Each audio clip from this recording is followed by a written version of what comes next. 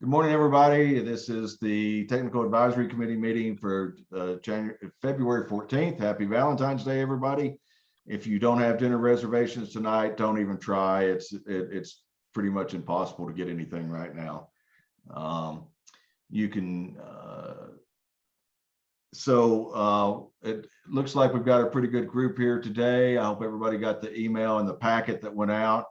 I try to give those packets out the Thursday before the meeting, so you have at least 2 full business days to take a look at it, and the business weekend for those of you that insist on working on the weekends. So hopefully that helps you guys, and we'll continue that until we come into some need to change it. As you know, guys, I am multitasking on this. I am watching the chat, and I am watching the participant list and promoting folks to panelists that are members of the TAC committee. I don't see any new faces at all on the attendee side. We've got Brad and Byron and Eric and Robin. I don't think we're going to have to do introductions today, so we can maybe get finished a few minutes early. I'm going to share my screen now also, so you can see the slide deck, and we'll work through that. I have added a couple new slides just last night. We did get some comments late after my requested deadline, and I'll talk about that deadline again. But they're fairly simple slides, and then I think we'll still have plenty of opportunity for robust discussions, and we can revisit anything that we have done in the past. Does that make sense to everybody? All right, let me share my screen.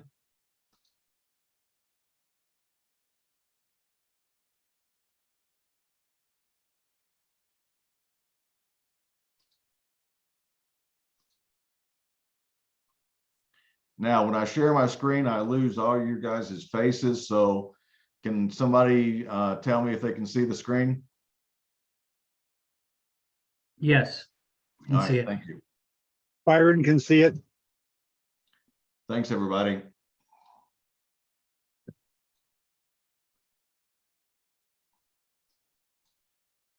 All right, so basically, again, we're gonna skip introductions. Everybody knows everybody on this group today. There's no new faces.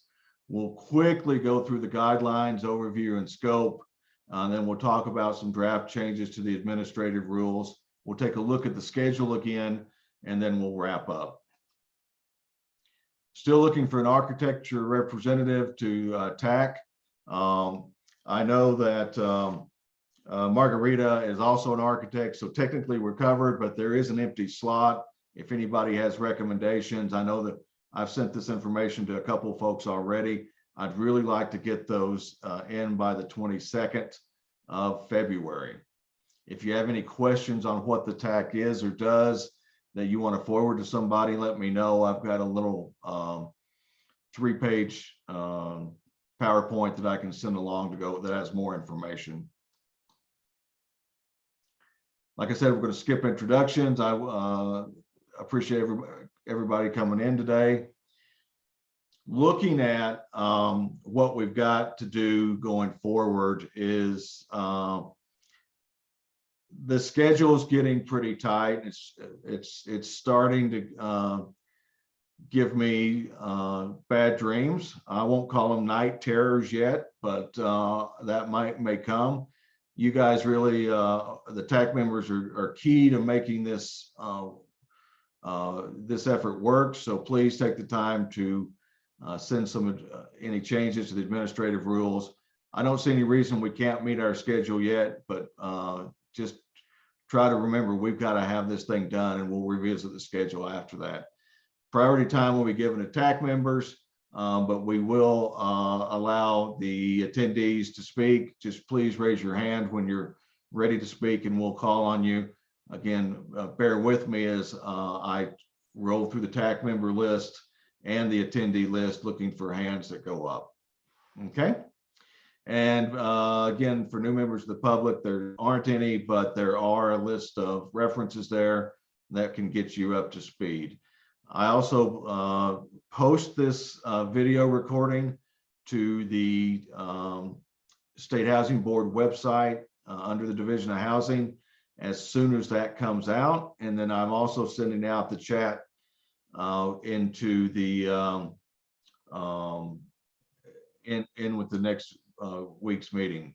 Margarita's coming on, so I will make sure she gets promoted to panelist.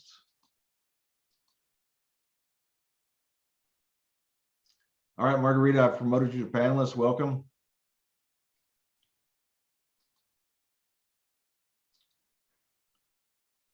So the guidelines overview and scope. Again, we're only addressing tiny homes as addressed by statute. Let me go back a slide real quick. Okay. We're only addressing Colorado law and Colorado rules. We're only addressing foundations for those local jurisdictions that do not have a building department, and that's new in last year's legislation. And we'll talk about that. That's one of the slides I've added about permanent and temporary foundations.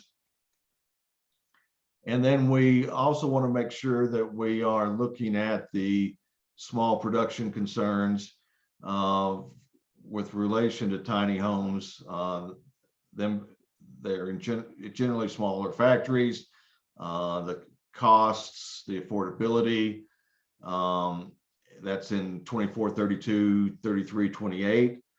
But remember, the plan review fees, inspection fees, and registration expenses are necessary because the legislator did not appropriate these expenses to our department. Different codes and standards, the door is always open. If we see something better out there to we can always point to Rule 2.15, which allows alternatives to be considered. And if there is a really, and then we can also address it in the next version of rulemaking. But at this point, I think we're pretty much set with what codes and standards we're going to be using moving forward for this coming year.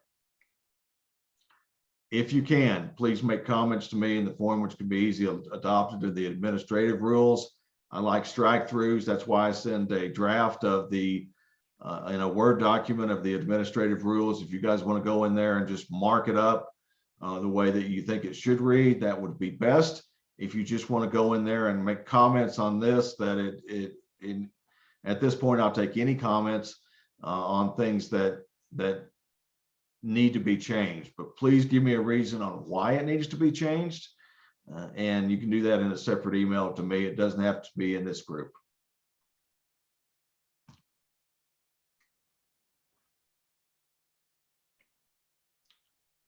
Okay.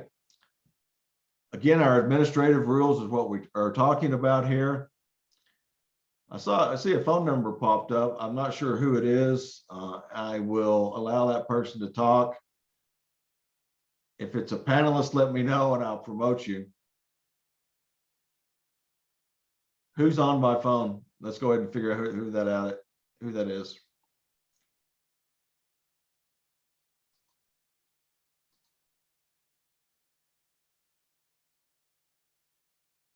Who's on 303, 304, 6314?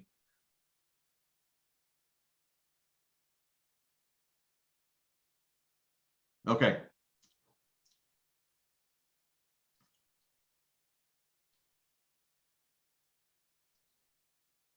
Our rules are organized along in 7 different chapters. First is definitions. The second is codes and standards. Rule 3 is fees. Rule 4 is 10 pages of the document where it's talking about the factory built residential structures and non-residential structures requirements. So those are the factory requirements. Rule 5 is sellers of manufactured homes. Rule 6, installations of manufactured homes, and Rule 7 is enforcement. I should probably change that. It's more than manufactured home. It's the new terminology that we're trying to use is factory built structures, whether they're residential or non-residential. I'll make those changes into the next revision of this.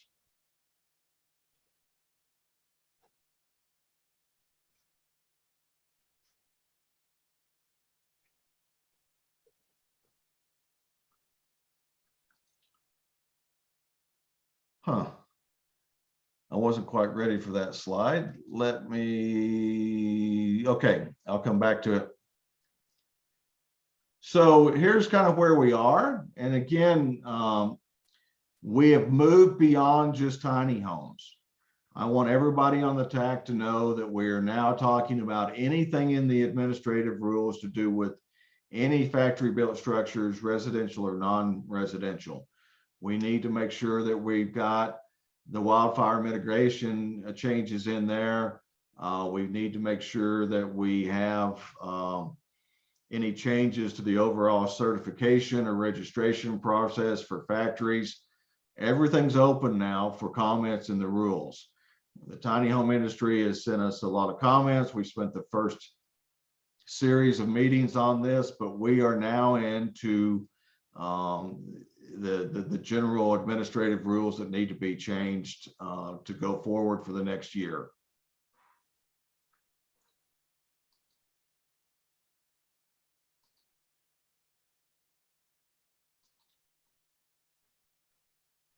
So there's a couple of things that we're still reviewing. We actually had a pre-discussion on this with folks that showed up early regarding the egress entry from landing platform for tiny homes. The dielectric testing, that's on me to get that resolved. Donnie's given me the current information. I just haven't got it updated in the documents yet. We're going to spend a little time, and the asterisks behind these are new based upon or compared to the slide deck that I sent out last Thursday. We got some comments after that slide deck out, and I want to put asterisks in here to make sure that I knew what we were going to be talking about. I got some additional information on escrow and bonding requirements for both manufacturers and sellers. The fire suppression inspection coordination, we've got some more information on that. That hasn't been made it into the rules. I don't think there's anything major there. And then I want to talk a little bit about foundations today and multifamily, which wasn't on this list. I got no comments on wildfire mitigation risk, blower door testing, fire suppression, except as it relates to my research and Donnie's research on and NTA's comments on the fire suppression inspection process. And then we'll talk a little bit more about alternative construction. We're still struggling with the name change on that. And then again, like I said, we've got some more information on certification that for factories that I want to make sure gets incorporated. I don't have the wording finalized for this version, but we are going to get that in front of the TAC so everybody has an opportunity. We'll probably also send out an email to all our factories to see if there's any comments. Sam, this is Tim Pate. Hey, Tim. I've got two questions. Yes, sir. One is we just received, I'm with Broomfield, and we just received some notification that the proposed new legislation is going to be introduced on the WUI, the Wildland Urban Interface Code, Okay. At the state level. Anybody wants to look for the article, it's on just look up Colorado Sun. But in any case, so if that gets introduced, that will get introduced probably any day into committee and then go through the process.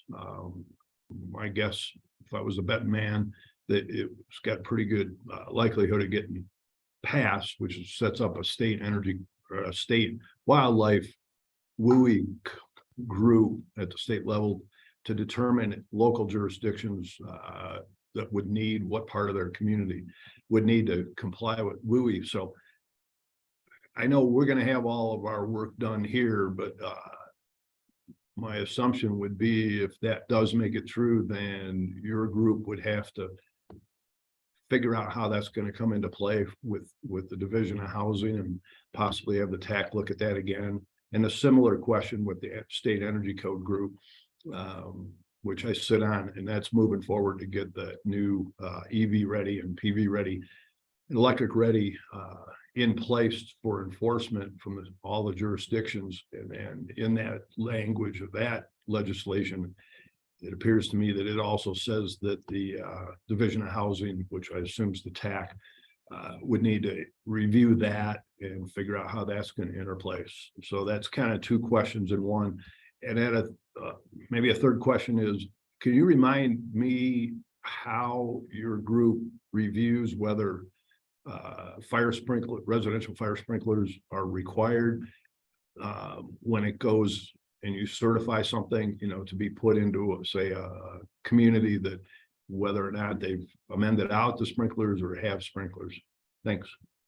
Okay, so let's talk about each of those real quick. And then it's a perfect time for it, Tim, and I appreciate you bringing that up. The WUI legislation, do you know what the general gist are of that's going to be required? And just to give you the background, anytime a bill is introduced that has any effect on the Division of Housing, we get to review it first for the fiscal impact, so that legislators know what the potential cost of that is. And then we get to, if there's a lot of stuff in there that affects us, we get to raise our hand and say, hey, please consider these technical notes from the Division of Housing. So we do that on every bill that comes through. And there is a lot of them on housing this year. And my other program is the mobile home park oversight. So we're seeing a lot of bills that might have some effect on that in the coming or in this session. But talk to me a little bit, Tim, about what your recommendations are going forward that you think might affect what we do when in building codes and standards. Well, I haven't seen the updated, it hasn't been introduced. We just got notice that it was going to be introduced. And I think Okay. CML is starting to kind of cast the net out to all the municipalities for getting feedback on. But I'm thinking it's going to be similar to what was introduced last year, which we did review quite intensely. And I believe the crux of it will be setting up a set of board members at the state level through the fire service group. I'm not even sure exactly. I'm sure they're the drivers of the train, and they will be charged with reviewing what portions of individual jurisdictions would be required to enforce certain WUI requirements, which would be non-combustible exterior siding, non-combustible decks. I mean, there's a number of things that might be put in, out of the WUI code. So that was kind of what it looked like last year. Didn't make it out of committee. I assume I'm not sure if it was going to be, if it's been tweaked. We'll see it pretty soon, what that legislation would look like. So that's about all I can offer right now. Okay, great. Well, when that comes out, we'll take a look at it based on the process that I just described. And if the Division of Housing is named in that, we'll be able to provide technical comments also. But when those come through, the other thing is, and I'll talk about this a little bit with the next two comments that you made, is that we have the ability to do emergency rule changes also. A lot of this will be based on effective date of the legislation. For example, HB 22-1242, which was the tiny home bill, and as most of you guys know, it was passed in August, but the effective date of it wasn't until the 1st of July because they knew we had to do rulemaking. So depending on when if they pass something this year with an effective date of 1 July next year, then that's one thing. If it's a 1 July date of this year, yeah, then we've got to take a look at that also. But let's keep that in mind if everybody, and we were certainly bring any WUI wildland urban interface issues that affect manufactured housing or factory built structures into the TAC for discussion and review and implementation guidance. The next one that you mentioned, Tim, was that state energy code group. And we had a call with Robbie Schwartz yesterday trying to figure out some other stuff, but really wanted to see what, if there was anything on that state energy code coming up that would affect factory built structures. So what are you hearing out there right now? Yeah, you bet. So that ordinance or legislation that was passed, I forget the other bill number. I get both these mixed up, but it has a section in there that talks about the impact or the requirements, I guess would be a different way to put it, on the Division of Housing and what your group would need to do to implement that. So that has a July 1st effective date, that legislation. And, with that, the group I'm on, we're in the process, and over the next 6 weeks, we have a end of April, like an April 1st deadline to get our code language in place for EV ready, PV ready, and electric ready. And we're meeting once a week for the next 6 weeks to get that wrapped up. But that's an effective date. But the language in that legislation says that if a jurisdiction adopts new codes after July 1st, whenever they do, they would be required to not only adopt the 2021 IECC, the energy code, but along with the PV ready and that new code language. So how that plays into the Division of Housing, so I don't have, I'm sure that your group and Mo or you and your attorney's going to be reviewing that, but it has language in there that says that the technical advisory committee or an advisory committee, which I assume is TAC, would be helping to review that and implementation. So that's kind of all I can share, at least from that legislative language. That's one thing we've not talked about in a lot of detail, so I need to probably take a deeper dive into that, and if anybody wants to help me, they can. But what are going to be the changes between IECC 20, we're on 2015, is that the right version? And the 2021 code? There's a lot of changes. It's quite a bit more restrictive on the 21. Yeah. All right. Well, we'll have to take a look, dive into that. Again, I've got the same emergency rule process to do. And then it also ties, Tim, to your last comment on the electrical code. You think the state's going to go to 23? Yep. Okay. 2023 it's estimated to be probably effective August 1st. On August 1st, because I was going to say the 21 went into effect. Was the 21 or the 20 that went into effect on August 1st?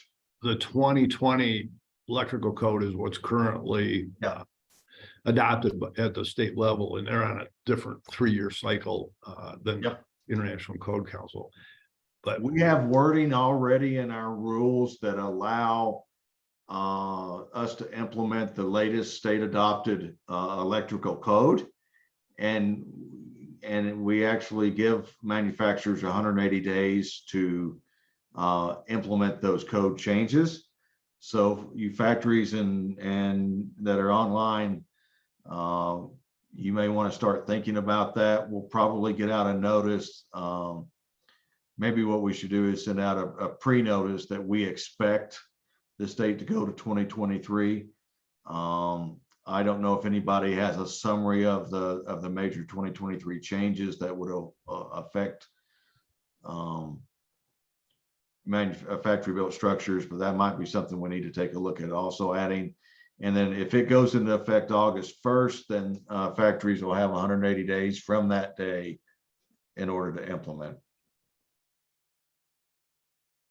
And if I could add a little bit on that effective date with the state an updated electrical code and how that comes into play with the current legislation for the energy code update that's kind of companion going along the same track.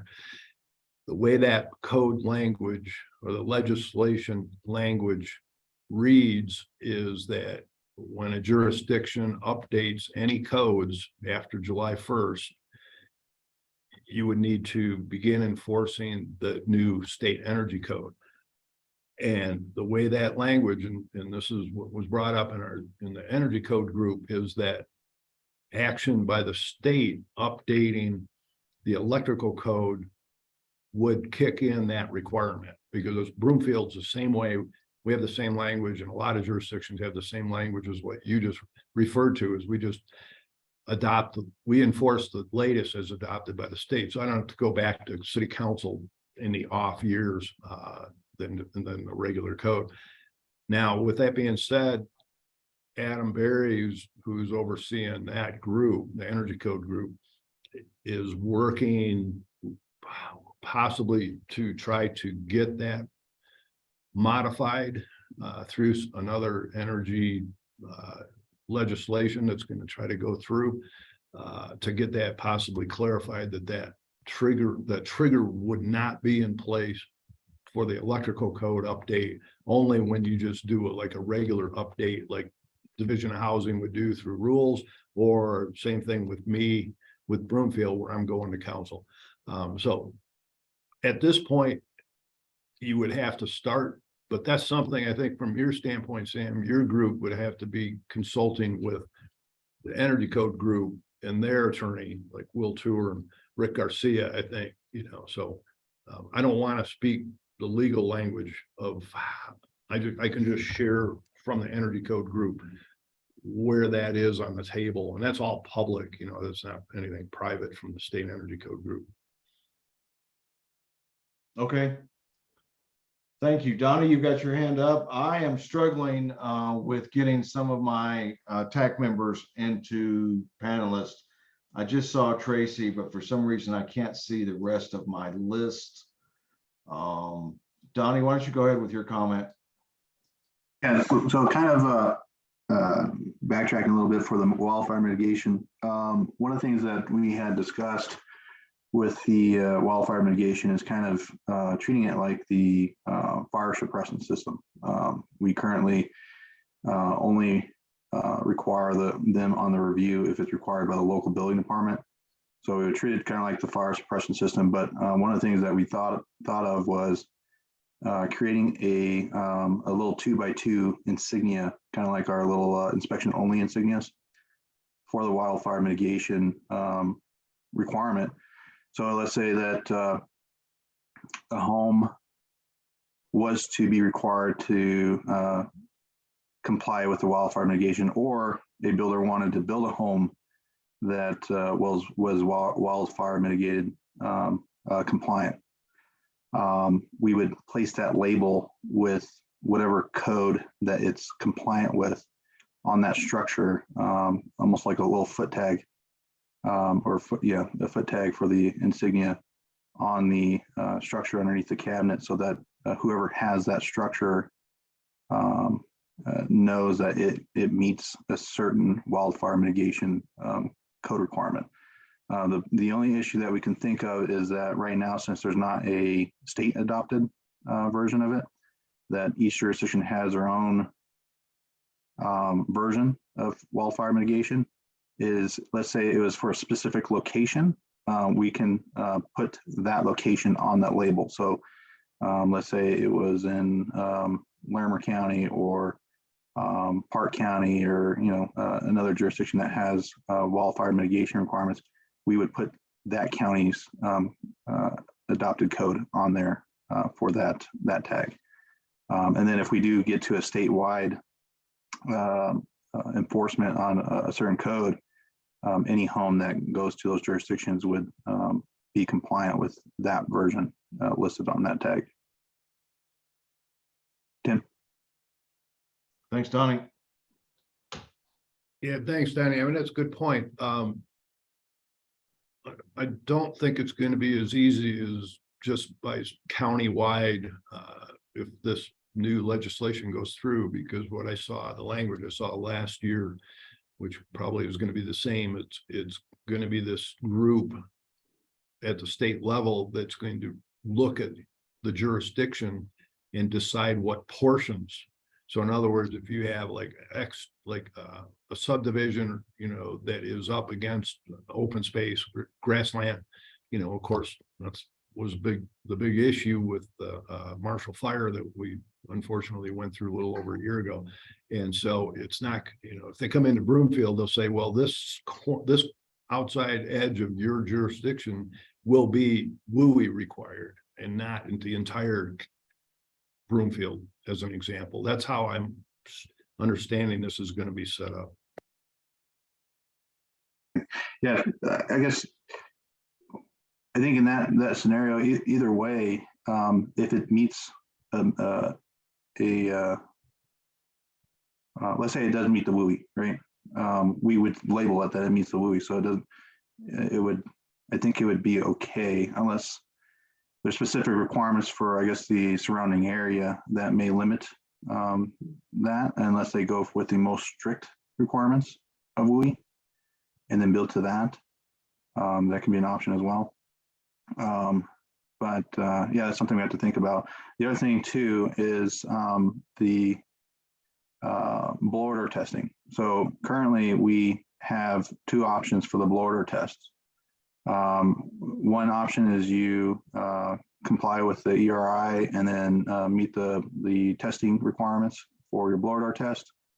I believe it's 3 air changes per hour between I have to pull it back up here, but we have so you can either comply with the blower door test, or if you put in your QA manual process that the air barrier requirements are being met, you can be exempt from that blower test. Now, that happened not last rulemaking, but I'm not sure if it was a rulemaking prior to that, but there's a little bit of a conflict with that. And I think it's important to address now, because if we are planning on doing that with tiny homes, the building code requires that a whole house ventilation is required, right? If you're meeting a certain amount of air changes per hour. Well, how are you supposed to determine that air change per hour without a blower door test? So if we are allowing factories to be exempt because they put it into their QA process, how else would we determine what their air changes is per hour to be exempt from the blower, or not the blower, from the whole house ventilation system? So that's not just for tiny homes, but it's also for our current modular homes, because we got plan reviews that come in, and it's a little difficult to require them to get a whole house ventilation system if we are not sure that they are needing it or not, right? So that's another thing that we're brought up, or we're talking about as well. Okay, thanks, Donnie. Robbie? Hi, this is Robbie Schwartz. So in the move from the 2009 IECC to the 2012 and beyond, made blower door testing a mandatory requirement, because in the 2009, you had the option of either visually inspecting the air sealing requirements or doing the blower door test.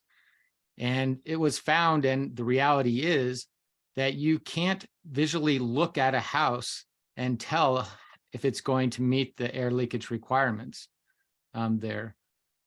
So now, since the 2012 IECC, the requirement is to visually inspect the air barrier, air sealing, and insulation installation table, and also do the blower door test there. And it's following the sound building science. If you build it to the 3 air changes per hour requirement, you have to ventilate it.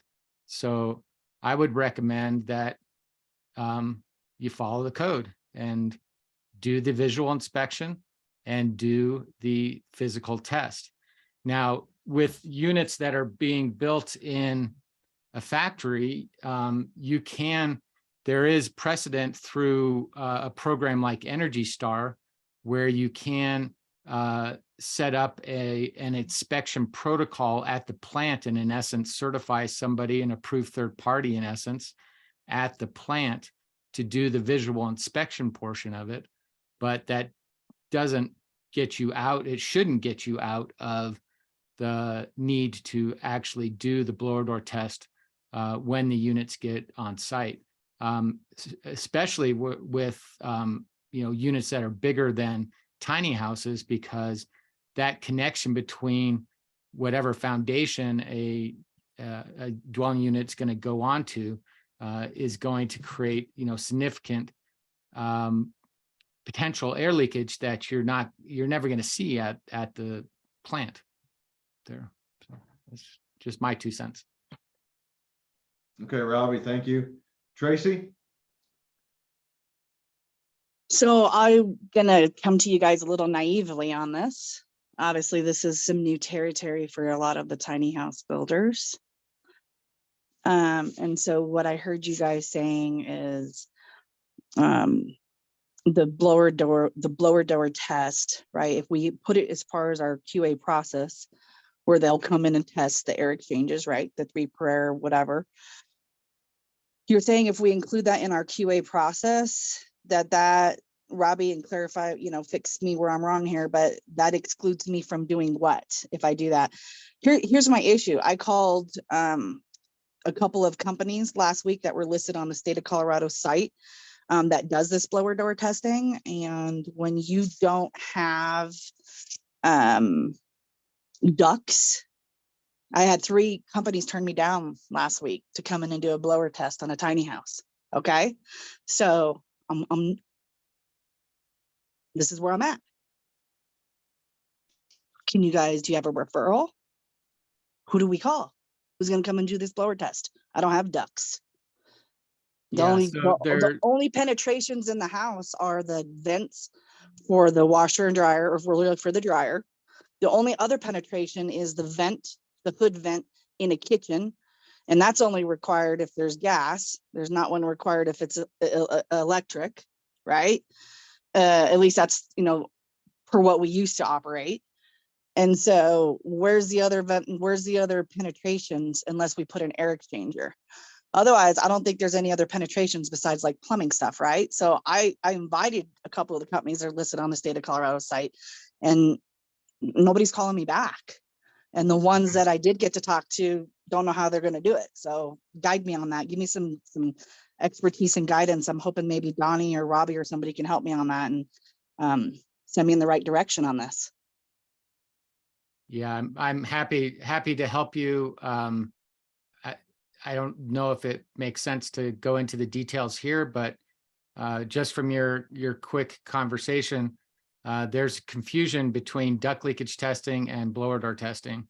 That's pretty obvious from what you're talking about. So both are required in the codes, depending on the code there. But if you don't have ducts, you obviously don't have to do the duct leakage test. But the blower door test is testing not just observed penetrations through the envelope, but where every building material connects, your bottom plate to your chassis in this case, there's potential leakage there. So anyway, give me a call and we can get you a test. Yeah. Let's do it. Like, if you have a company, or do you do that? Is that what you do? Or do you help people with that? One of the things I do. Oh, perfect. Well, then you're my guy. Yeah, so Tracy, if you read the requirements in the code book, it tells you when you do the test, you're supposed to block off certain openings for the home. Yep, So, the door. but the duct or your ducts are just part of that. But if you don't have them, it's still really testing the air tightness of the structure itself. Right. So, yeah. And So here's the again, thing misunderstanding, you don't block off intentional openings to the outside. there's And certain openings you in follow the the code that tell you. standards. You follow the ResNet standard or the ANSI standard that's associated with the test in the code book. Okay. So Yeah. All right. Sorry, Sam, you closed down the slide, and I think there was one more thing I wanted to kind of throw out there. But it looks like Janine and Robin. Yep, so still has something. first of all, let me apologize to my attendees. I keep clicking on my attendee list. I don't see anything at all when I click on that. When I click on my panelist list, everybody shows up. I had to close the slide deck so I could see who was trying to put their hands up. Robin has been patient with his hand up, and then I want to go to Janine. Robin? Yeah, thank you, Sam. My comment is requiring regarding the WUI standard WUI code that you guys were just talking about. One of the things I wanted to bring up was that tiny houses are movable. And, you know, in Florida here, where we talk about hurricanes or you talk about wildfires, you know, in advance, if you're in an area, and I just wanted to see if there was any consideration for the fact that you could hook up to your tiny house and pull it away to meet some requirement for getting out of the way of a wildfire. Robin, I hadn't thought about that, but let's think through that for a second. Where's The option too, those tiny homes can be permanently mounted too. So it'd be only an option if you're still mobile. Yep. So there is the option for permanent foundations or temporary foundations for these tiny houses to go on. So that's got to be considered. And then even with the mobility factor, how do you know if somebody's got a big enough truck to pull one, right? So, and these wildfires move fast. So I'm not sure about that, Robin, but it's certainly something we can explore a little bit. And so there was also a question, and Janine, I'll come to you in just a second. Tracy, Donnie, I don't know if your hands are up for something else. If they are, leave them up. There was a question in the chat about what do the asterisks indicate? The asterisks indicate that I got comments after, or that I got comments after the fact on when I prepared the slide deck. So I changed that last night. I threw some asterisks in there so we could have just this discussion. Excuse me. And it's more of a reminder to myself than anything else. If anybody wants a couple of new slides we're going to go over when we talk about foundations and multifamily, I think those are the only other two issues that I added slides. They can have an updated slide deck, but it's not that big of a deal. Mike added a link in the chat that allows, talks about the NEC changes. I'm going to take a look at that. Everybody else might want to do that too. Tim added something in there with the wildland urban face code changes. And that was the Colorado Sun. And then, Margarita agrees with Tim. And then Eric's comment there's a comment there on the air leakage test.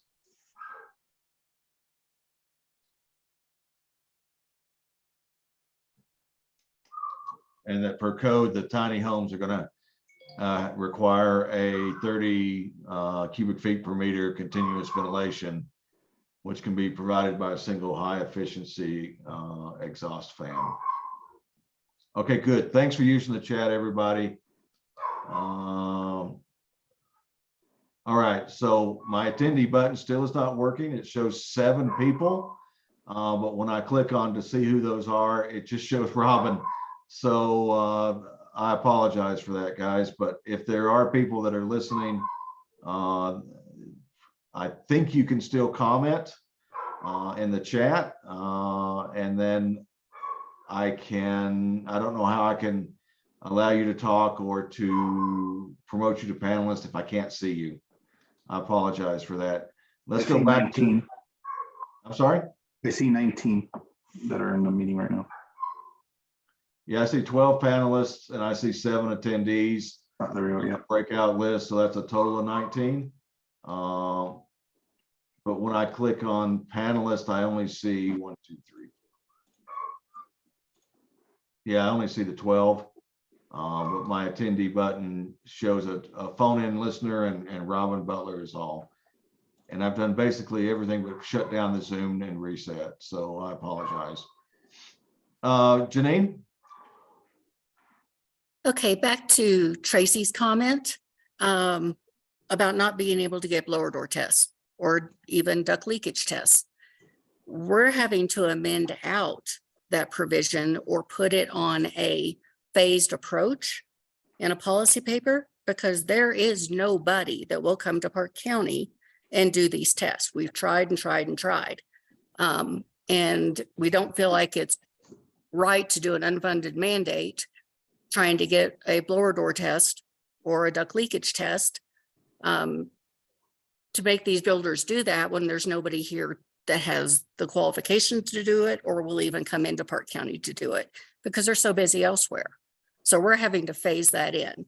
I don't know if that helps or hurts, but that's what Park County has to do at this time.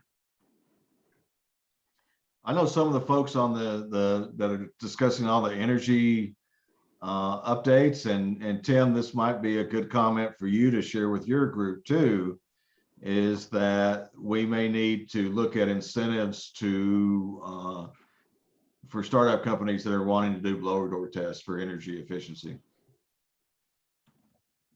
I know when I was at Wyoming Energy Council, we did it as a matter of course for all the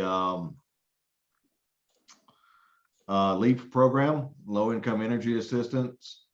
Those contractors have the blower door equipment, but they may be so busy with LEAP or LEAP as it's called in some states that they just can't get to other companies.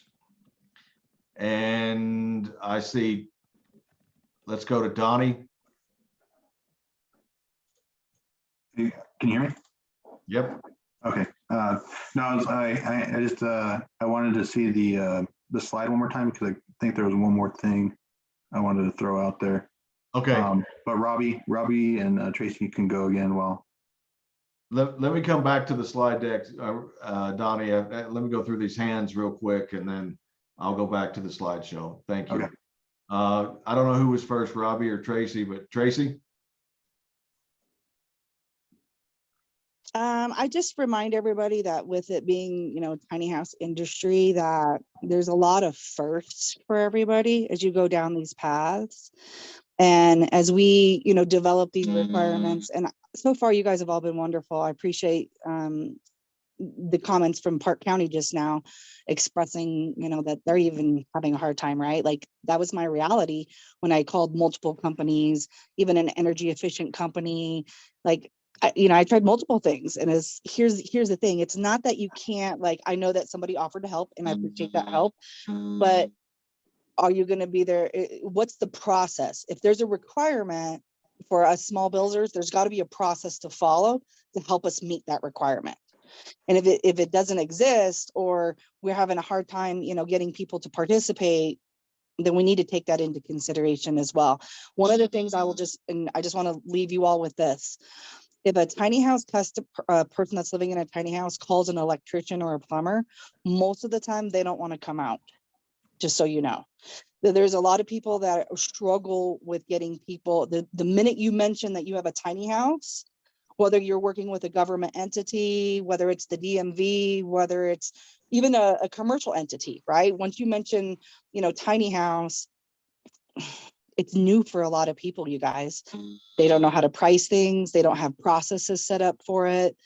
It's just different. So I just encourage everybody to understand one of the biggest struggles right now from the tiny house industry is there has been some feedback that has been given to me recently from other builders. And it's just, everybody feels like we're going really fast in this process. And there are builders that are just dropping off. And I don't want people to feel frustrated or to feel like we're being set up to the point where we're not going to be able to meet all these requirements. If I have a blower test requirement for every single house now, that's another requirement. That's okay, but there's got to be a process to get there. Right. Tracy, your point on the electrical and plumbing, repair is interesting. I think that it might get better once we get to the point where you get a state insignia on your unit that says that it's built to IRC and it's an IRC unit, versus where I think most electricals and plumbing folks may think now, and I don't know this to be true or not, is that it's an RV. Yeah, they have their own struggles, right? You know, when I get calls from a young lady in an RV park, you're absolutely right, because her lines froze and blah, blah, blah. You're absolutely right. So, and I believe that things are going to get better. I'm just saying from a small builder perspective, there are ruffles in the background of help set us up for success, give us the paths, right? Brad Weissman and I have been working on Res Check now for, I don't know, like a week and a half, pretty, you know, time consuming, right? When you're not used to it. Robbie's offered help, and Robbie, we wanted to take a stab at it before we just came to you crying for help, right? We got to be able to do it ourselves. So it's taken a lot of time, Sam, to collect that data, right? You start out with the floor plans and the data, and we've had to call vendors just to figure out our values and you value and you name it, just to kind of get to where we're at. So it's not that we all don't want to participate in this, and that everybody, we're moving fast, you guys, for the tiny housers, just so you guys know. From the builder's perspective, we only had one builder on the last call. They all dropped off. There was only one besides my company, right? And so I'm just saying, you know, we're moving fast. Just please take into consideration that some of these requirements are new for us. And I hear people say, well, it's in the code, right? And you're right, it is, but we're all changing codes. We were following NFPA 1192. We were having inspections for that, right? We were doing those things. This whole new process is new. We were not having blower door tests. Yeah. And Tracy, one thing to keep in mind too, is this is a different type of product as well, right? Yeah. So this isn't an ANSI or a Rivia product. It's going to be a product that can be used for permanent living and also mobile. So, you know, although the process you're currently doing is great, it doesn't have the same use as this new product. Sure. Which we're So- very excited for, right? And we're willing to make the changes, but I just put that reminder out there, guys, that people are starting to feel overwhelmed. So as we continue to work down these paths, I just wanted you guys to all know what some of the feeling is of some of the small businesses. Thank you, Tracy. I added somebody to allow somebody to talk, and that was Mark. Is that Mark Lindsay? It sure is. I finally got on here, Sam. We All right, have I'm going to promote you to panelist. You also showed up in my attendee list, so okay, well, if I drop off, it's because we're having problems. Our cell phones on the West Coast are completely out. T-Mobile, AT&T, Mint, all of our services are down. Our internet has been going in and out all night. So they're having some major technical problems out here on the West Coast. Okay, great. Well, I think that's almost all my TAC members too. I don't see Sean, if you're on, and I don't see you, I apologize. And then John Meyer and Justin Flucky. I don't see you guys on there too. Oh, good. Hi, Justin. Thank you. I'm glad you're there. I don't know that I promoted you to panelist, and I sure can't see you there. Thanks for, again, I don't even see a way to allow you to talk, but you can always participate in that chat group. And then Mike Morrow added a good comment on the in the chat. If a requirement's enforced on a building that would require something that isn't required in that area, is essentially a factory built penalty. The Department of Housing has historically tried to give some leeway for local sections for energy codes as a result. All right, Robbie, I see your hand up, and Donnie, I see your hand up still. Robbie? Yeah, I just want to respond to the Park County comment, and it's a very valid comment. There is strong infrastructure for blower door testing and duct leakage testing and other third-party work in the metropolitan areas across the state, but in the rural areas, there's not. And there is a move to work with the state, the Colorado Energy Office, and Adam Berry, and specifically to create a certification program for testing for people who are interested in doing these tests in rural areas specifically, so that they don't have to go and become an energy rater or get any other type of more pricey certification in order to do these tests. And we're hoping to kick off or have our first meeting about this in the next week or so. So there will be some relief coming, I think, for the rural areas of the state. It's a tried and true program that we're adopting, that other states, specifically in the Southeast, have been using for quite some time now. And I think it will be successful to build the infrastructure throughout the rural areas of our state. Robbie, please carry forward our concerns or comments here to that Colorado Energy Office. And I'd be happy to help out with that if necessary. Like I said, I've got some history with that. I know the LEAP program is a statewide program and they require blower door tests. So the equipment is out there. In a lot of places that is run by Salvation Army in some way, shape, or form. So they may not be able to do the commercial stuff, but some of the other nonprofits can. At least that's my experience in the major sections of Wyoming that I used to cover. All right, and Donnie? If you can show the slide, I couldn't remember what the other items were. All right, Donnie, let me see. I think I've gone as far as I can on this thread. Let me share my screen. And I actually closed down that slideshow to try to be able to, bear with me guys for just a second. Let me start it back up.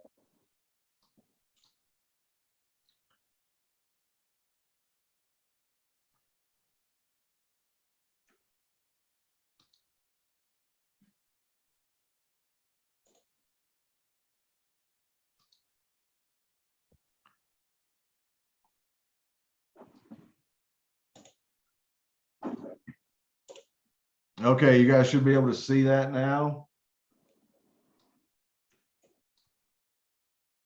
Yes? Yeah, Yes. we see. Okay, great. Thank you. I'll make it a slideshow.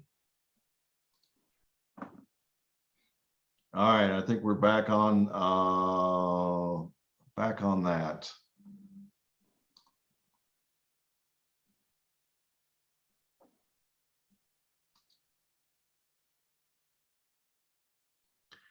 Bear with me as I adjust some boxes. I think it was slide 8, Sam. I'm sorry? Slide 8 was the last one you were on. Slide 8, thank you. Yep.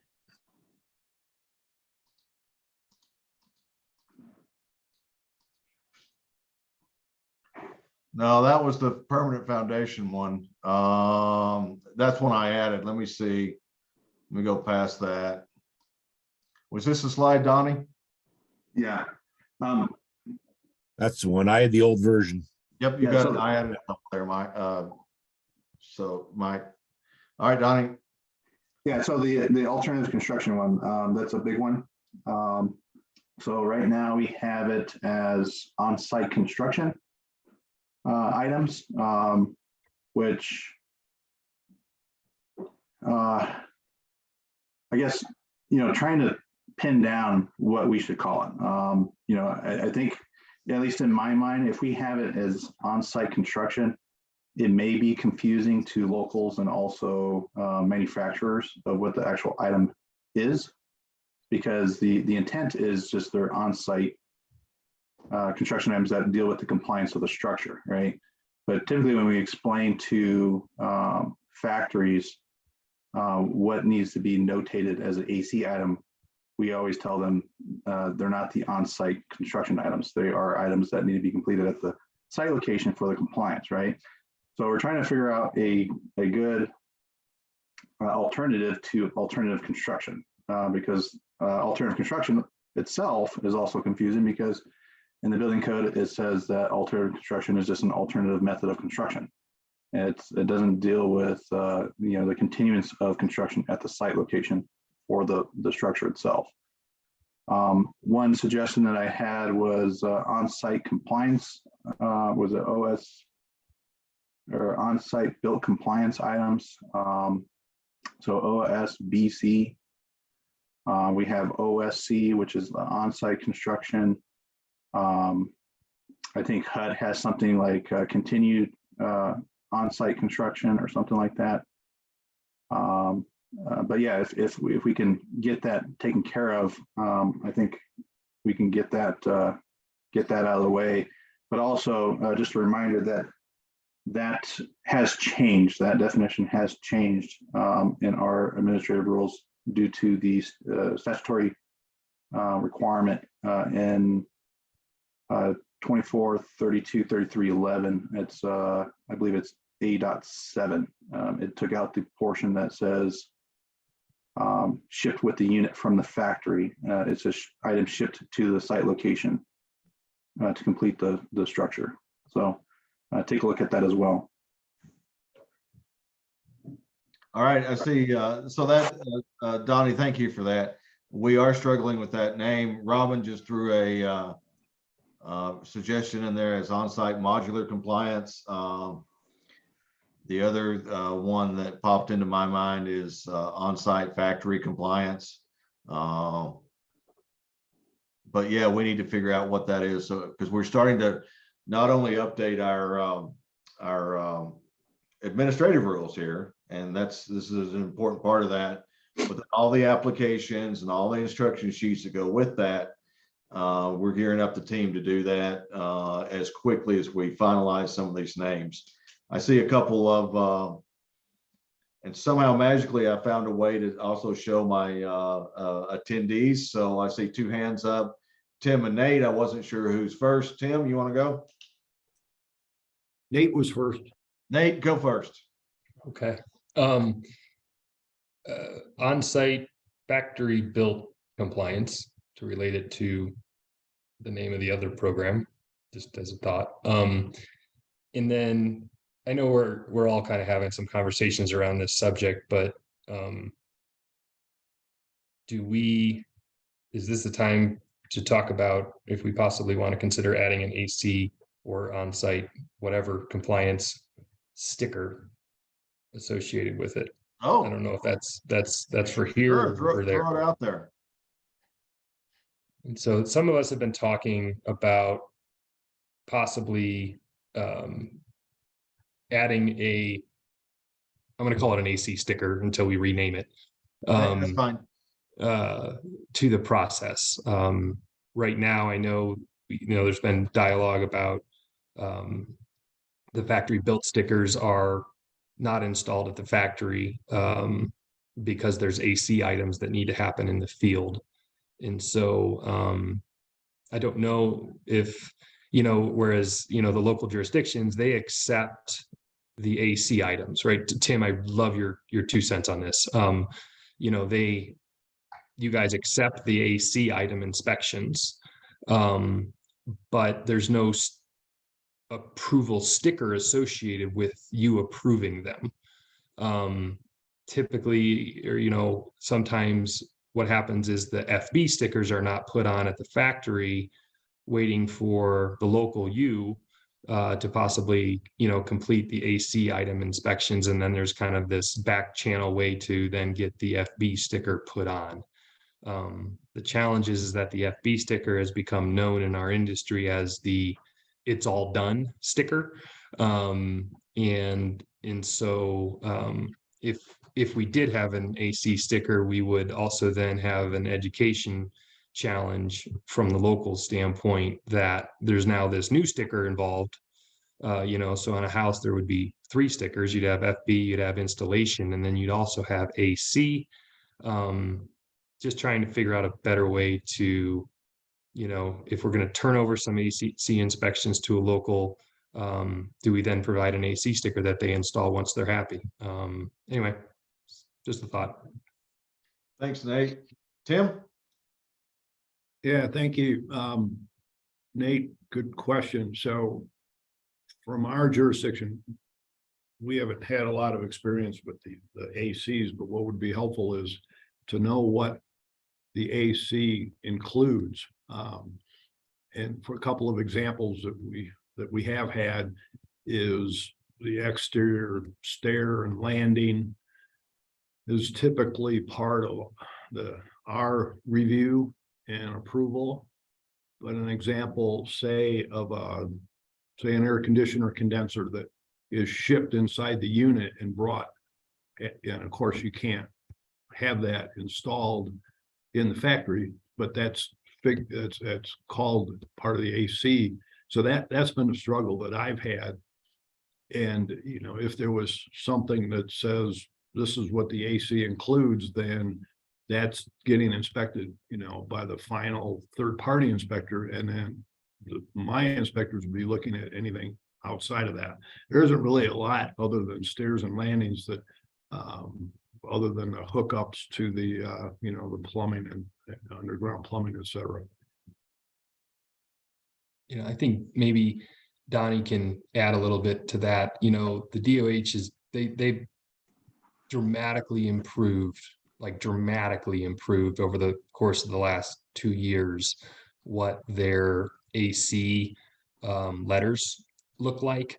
They used to just kind of be this laundry list that included sometimes everything that had to happen on site, sometimes hardly anything that had to happen on site. But now they actually divide it up into items that are inspected by the local and items that are AC items. And I'll let Donnie kind of speak to how he, gives direction to split those up. Yeah, so thank you, Nathan. The new AC form that we created was to try to eliminate as much confusion as possible with the old form that we have, and also align with the statute at that time.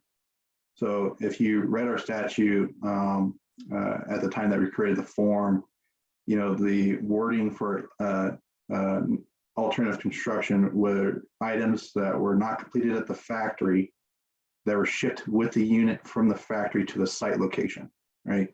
So that was very confusing, not only to us, but also to the factories, right? But that was prior to Mo and myself when that was written. And so that's why it was changed in this updated statute, from HB 22-1242. So the second part of that language says as approved on the plans, right? So what we took is both those sentences and we created this new form, and we added the section that says local inspection items, right? Because if the factory did not label it as an AC item, but it was an item to be completed at the site location, we had them list it as a local inspection item, because technically the law stated that it was shipped with the unit from the factory, right? So if it wasn't shipped with the factory unit, but it was, let's say it was completed on site by a local contractor, and those items came from a local dealer, and they didn't want to put it as an AC, they put it in the local inspection item section of that form. But what that meant was that since it's not labeled as an AC item, the locals had jurisdiction of the plan review, inspection, and approval of that item. So let's say that a product or a unit was built and the floor insulation or the crawl space or basement insulation was listed as a local inspection item and not an AC item. And since we were on the 2015 code, it would no longer comply with that code. It would comply with the locals requirements, which mean that if they were on the 2021 code, they would have to make sure that they installed insulation to their jurisdiction requirements, because it was not considered an AC item based off of what was labeled on the form itself. So we tried to relay that as much as possible to the factories, just to let them know, like, hey, if you do list this as a local inspection item, you can run into trouble, right? Depending on what you're listing as the AC item, because the codes may be different, and the requirements for the locals may be different and not align with the Division of Housing.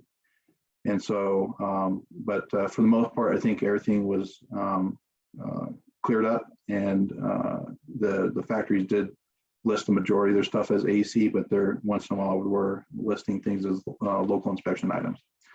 But sorry, Nate, but the form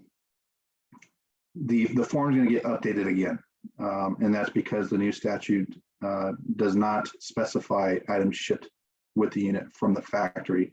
Now it says any item that's shipped to the site location to complete the compliance. So there's no longer going to be a local inspection item.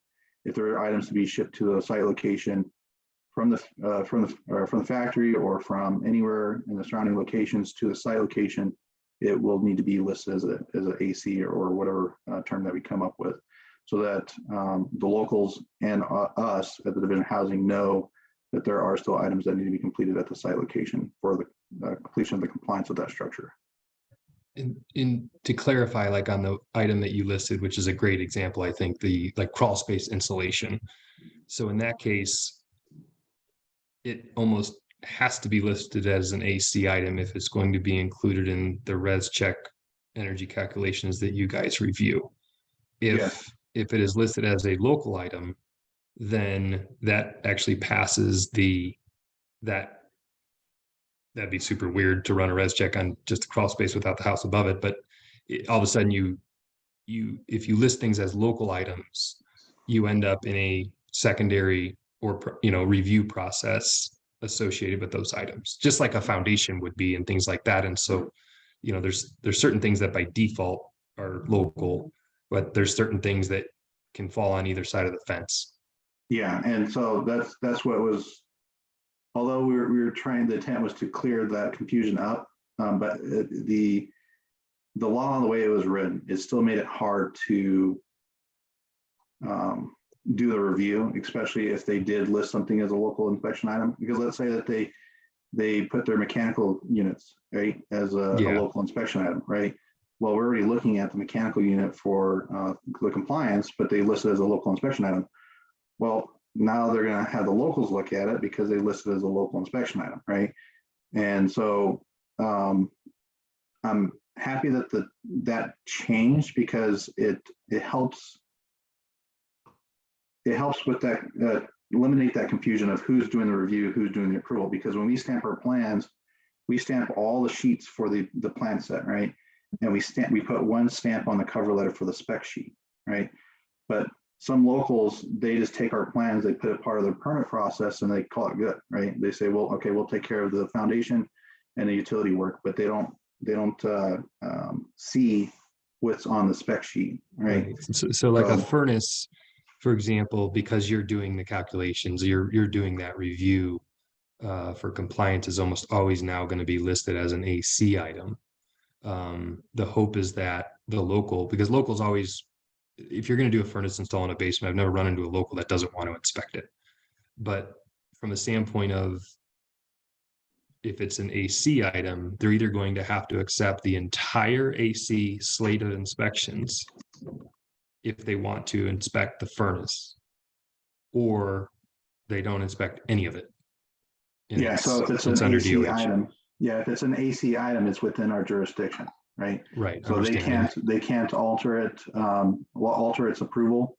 The only thing that would be within their jurisdiction is, let's say they were to finish that basement, right? And they needed to add that's the fine. additional, Yeah, right?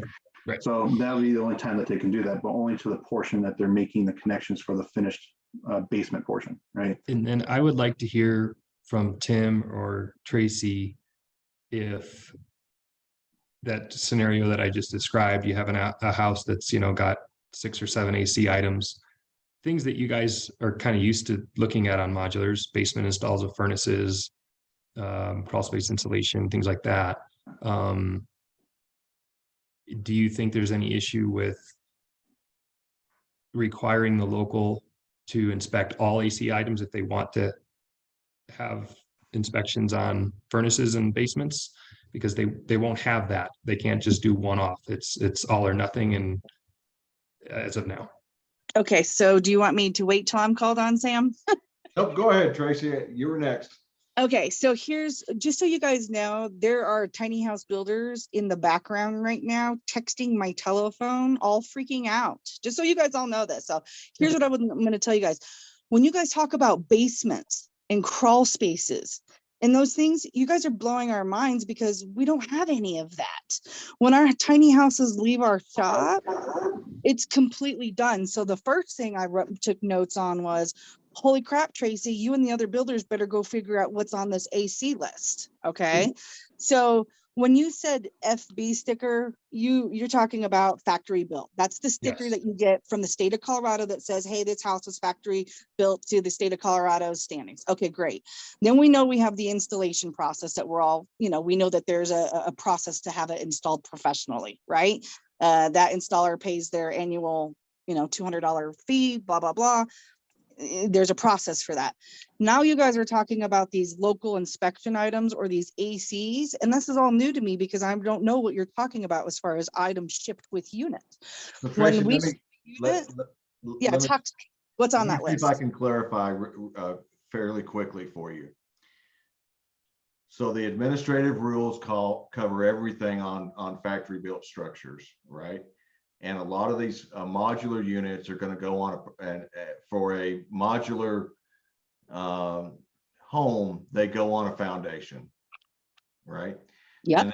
And then for a manufactured home, a lot of time the trusses come separately, right? When you're looking at 2 boxes or 3 boxes being put together.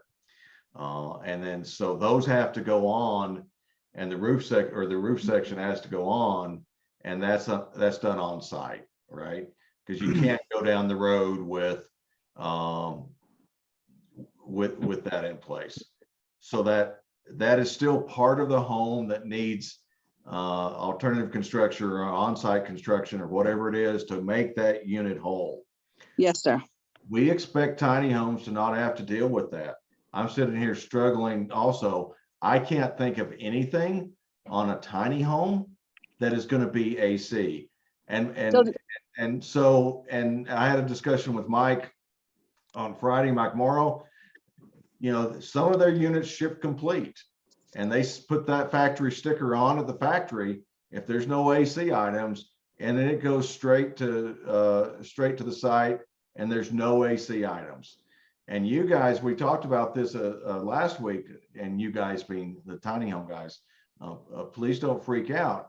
There may be, if your unit is complete, you put the sticker on at the factory and you're done, right? They may take it to a place, they may go park it 6 months, they may take it out of state. But the tiny home piece of it will be done, in my understanding, at the factory. Does that help you? It absolutely does. So in my world, for my brain right now, to me, all of the whole AC list is non-applicable. The only thing I could even remotely think of that could even I'm going to go look at this list of AC items. What could possibly, you might have a customer that might put some gutters on their house after they get it placed and strapped down. Like, that has nothing to do with, your factory, or, you know what I mean? Like, there's certain things that customers might add on, but from a factory perspective, I don't see anything on that list. And I appreciate you guys for telling me, hey, it's either probably going to be non-applicable or, I don't really know what's going to be on that list. Now, the installation of the tiny home onto a permanent or temporary foundation will be part of the local Installation local government requirements. installation, right? Yes, sir. Or the state installation, if you want us to do that, right? All right, so I see hands popping up all over. Let me just go around as I see my window. Tracy, if there's more questions on that, let me know. The chat's blowing up too, so you guys be sure and watch that. Mike, you were next, I think, or you're at the top of the screen anyway. Yeah, I just, so Nate, in the example that you gave, Donnie, and the only issue we've historically seen with that, somewhere where you draw that line, is where you have a completely installed system on site, like a furnace. You could get into a situation of if that's installed on site entirely, and Tim in the city of Broomfield has a certain requirement. If the state inspector, essentially if the local jurisdiction is saying that it's going to be state deferred an alternate construction, then we're saying that whatever the state code is for that system installed in the basement, if it's a furnace, if there's a conflict between the two, the state's code supersedes the local jurisdiction. That's something they've got to consider, right? Yeah, for AC items, right? So if it's approved by the state, by the statute, the locals cannot re-review what the state has already approved, right?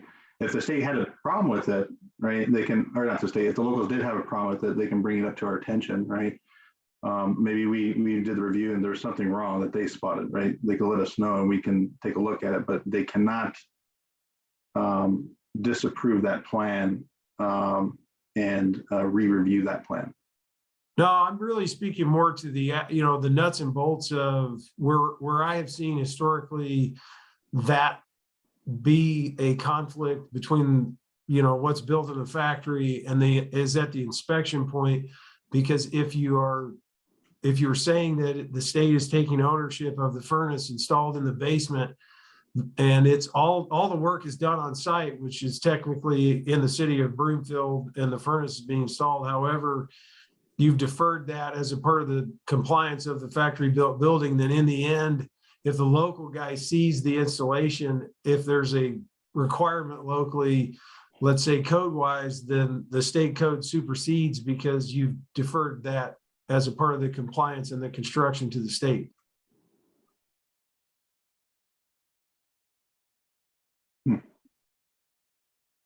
All right. Let me go on around the room. Robbie? Hey, one second real quick. Okay, Mike, Donnie. maybe let's discuss offline. I guess I'm still not following, because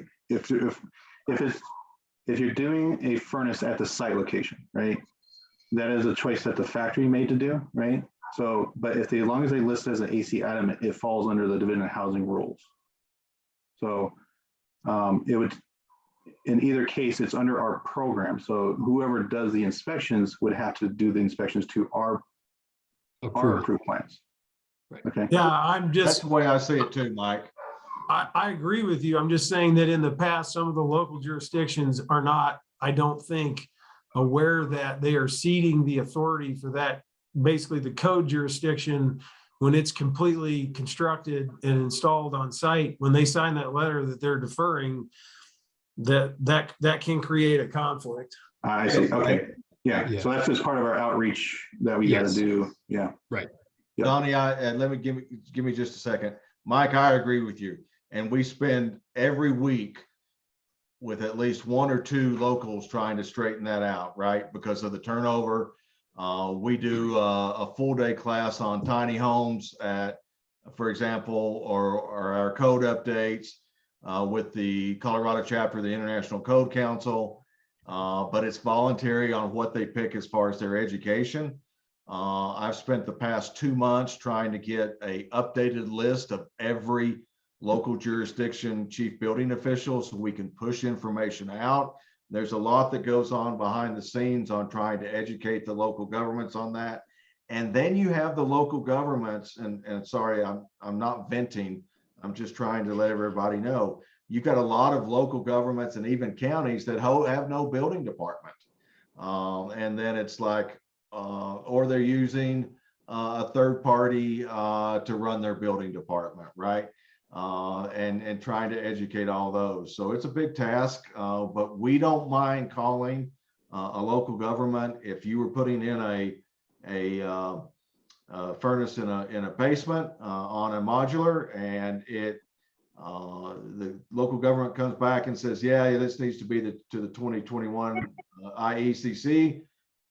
No, it doesn't. We'll call them and say it has to be to the state code, and you know, this is what you're checking. Does that make sense? It does. I just, like I said, I wanted to make sure we're all aware that on an ongoing basis for ACs, that has historically been a point of contention, because a lot of times the local guy does not understand that he's ceding the authority over that work. And sometimes it's, especially as you see these lists get bigger and broader, they do not realize they're ceding that. So like in the example of the basement insulation, like Nate brought up, the local guy sees that and says, no, I don't agree with that. Here's the code. It's state code. It passed, it was approved. You don't have any jurisdiction over that. I don't think they always realize when they check that box of deferral, what those items are. Mike, I would say 100% of the houses we do have ACs on them. And so the big difference that I was trying to point out, I do think that they understand that from a review standpoint, if it's an AC item, it doesn't fall under their review jurisdiction. I think the thing that's changed in the last year is that if it is an AC item, and the furnaces are the great one, because for years, all the local jurisdictions inspected the basement installs of furnaces. Even they inspected them per the approved designs of DOH, but they inspected them. And now what we're saying to those jurisdictions is that you are not going to inspect that furnace in the basement unless you accept all of the AC inspection items. That's the new twist that I think is just probably the education going forward. Yep. And there's been some chat about, are we talking about tiny homes and not? And for just a clarification, our administrative rules, and we're to the point where all the tiny home folks, we spent the first 6 or 7 meetings focused on tiny homes. We're now looking at everything that came in the new legislation, which is foundations, wildfire mitigation, a few other changes, and any other changes that affect the factory built industry, whether it's residential or commercial.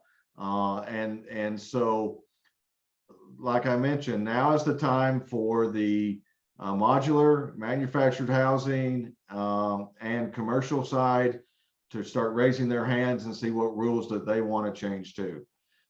So I made a note that we are, you're welcome, Margarita. So it's more than tiny homes now, and let's please keep that in mind going forward. There's a couple other hands popping up. I had coffee delivered, a new pot of coffee delivered, so I am ready to go. Don't let me steam roll over anything to try to get us done.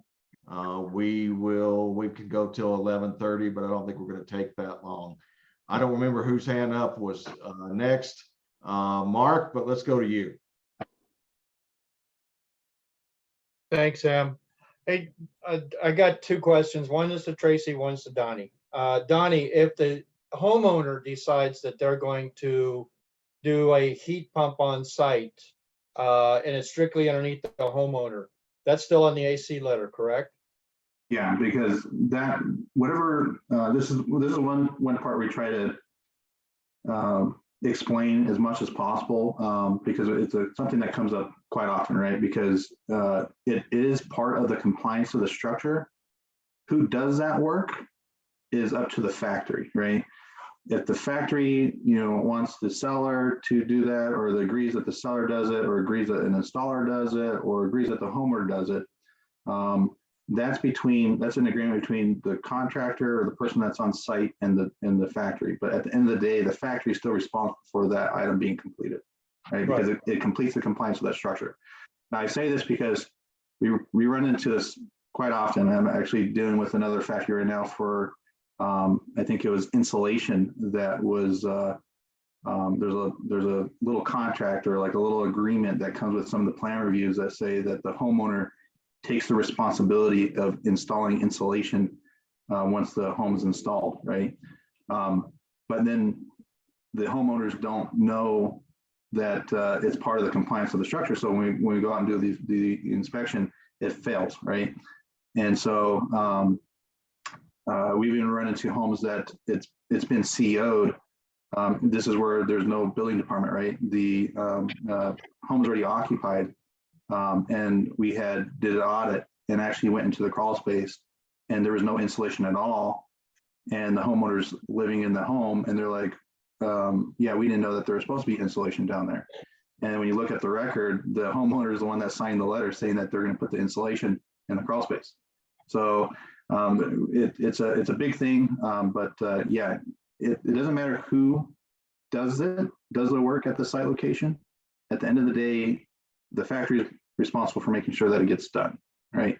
So if it's on that AC list, or if it needs to be completed at the site location, if the compliance needs to be completed at the site location, it has to be on the AC list.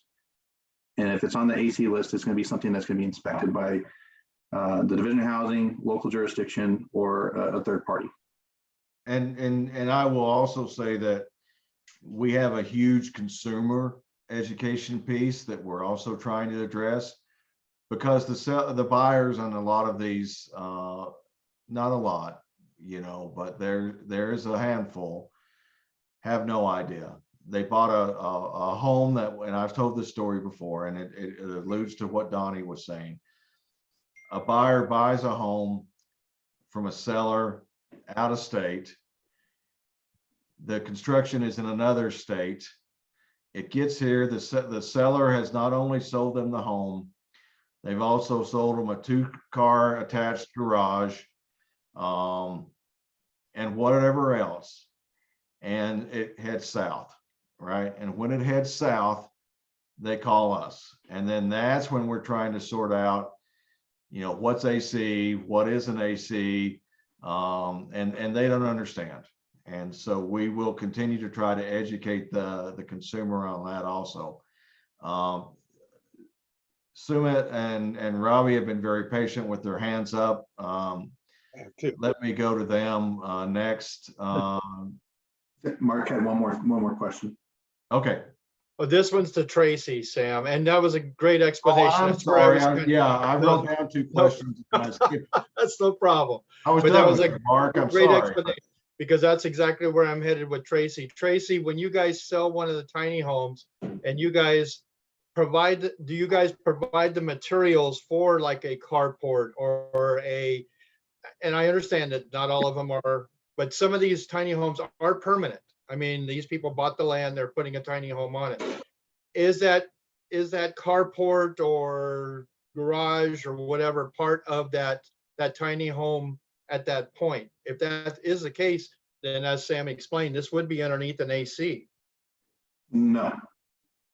So it's the only thing we worry about on the plan review side for the structure is that the structure can support whatever's being attached to it at the time that they're doing the review. So if it's a carport that's being attached, you know, they should show that the supporting system at the attachment point is there on the home. And then so it's But if it's on the attached plans- carports, attached garages. So let's say that, I'm kind of throwing this out there, and I know that the tiny home people might say like, well, you know, this is not something we do, but it doesn't mean that you can't do it, right? There might be a possibility that somebody thinks of things like this, like attaching a garage to it, attaching a carport to it, you know, even, you know, doing some kind of, you know, Cinderella balcony or something, you know, out the side of it, or even putting a basement on a tiny home. Nothing says you can't do it. And if somebody thinks of it, there's a possibility that it can happen. So that's why we're talking about this all as one product, because, or not one product, but as a whole, is because there is that possibility, and we want to make sure we cover that as much as possible during these conversations. So like I said, nothing says you can't have a basement on a tiny home. It's just that it's not something you typically see, but if somebody thinks of it, chances are they can do it, right? So But yeah, anything that's attached to that structure, we don't do the review on it unless it's built at the factory in a closed paneled state. Okay, so if they did a closed paneled roof structure that was being attached on that structure at the site location, that roof structure would be under the AC portion. Okay, because that roof structure that's enclosed is a closed panel product. Anything that's being done at the site location to prep for that would be under the locals. Well, that's what I'm asking, Donnie. If the plans show a garage on this and it's dash lines to be on site, but the factory is supplying the materials for them to do that. Yeah, but it has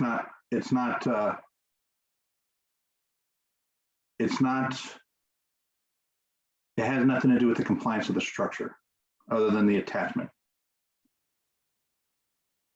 So yeah, let's say let's say you attach the garage to that tiny home, right? We're just looking at the separation between the home and the garage. So making sure there's that fire separation and the access to the garage is meeting the minimum code requirements for the separation of the garage, right? We're not looking at the garage unless it was a closed paneled garage. So if you built the panels at the factory and shipped those panels to the site location, that would be part of our program. Right, if it's not if it's encapsulated, it's ours. If it's not, it's not essential to the dwelling unit, then it's not Well, ours.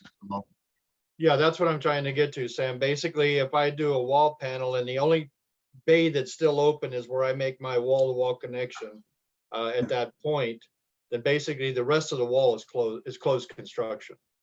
Yeah, I would say anything that's accessory to that structure Okay. that's being done on site is not within our program, because all that can be built on site in open construction, right?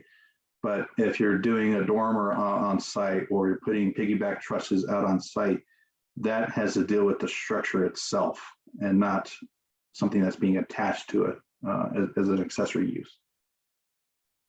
Okay, Robbie? No, I'm sorry, Mark, you had a question for Tracy. Actually, Donnie answered it for Tracy.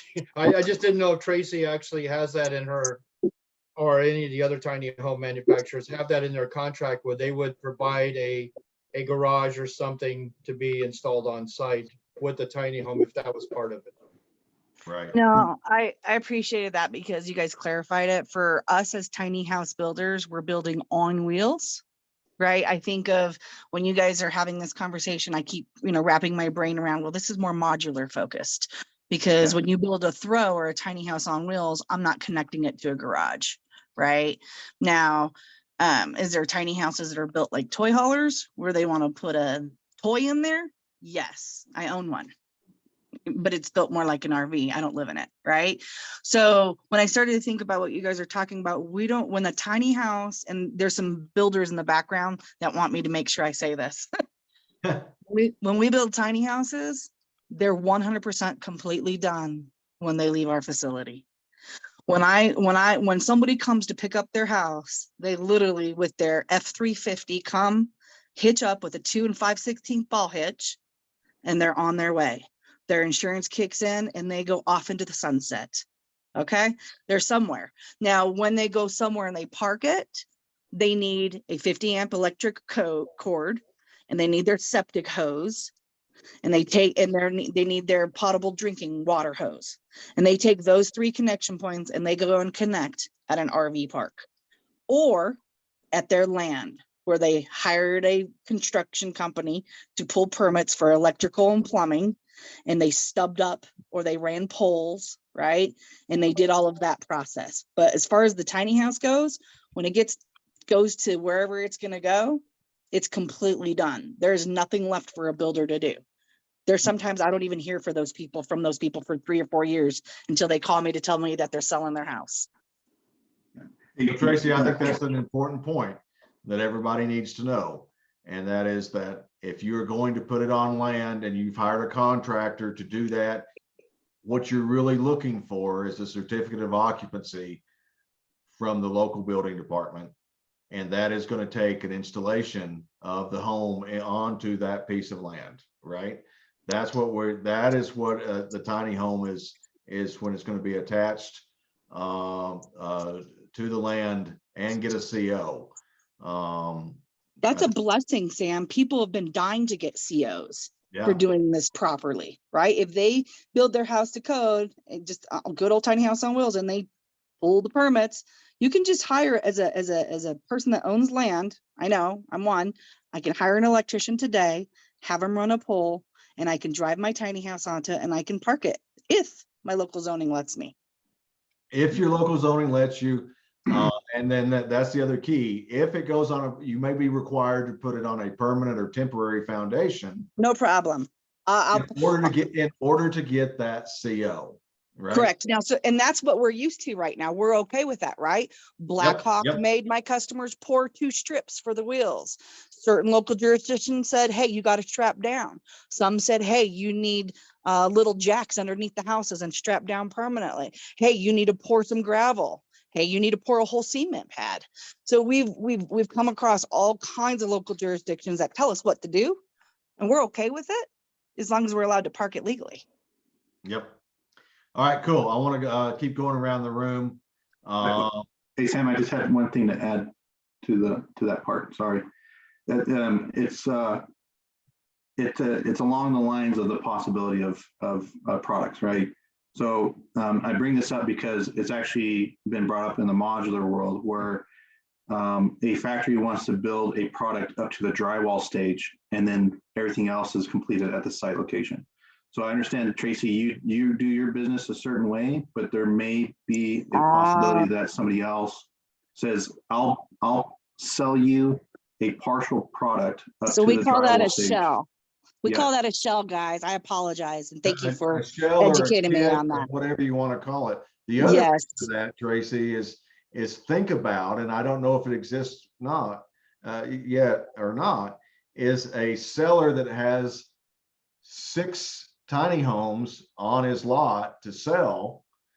He's not the factory, but he's going to sell them the tiny home, the installation, the hauling up there, and a 2-car garage or a carport, right?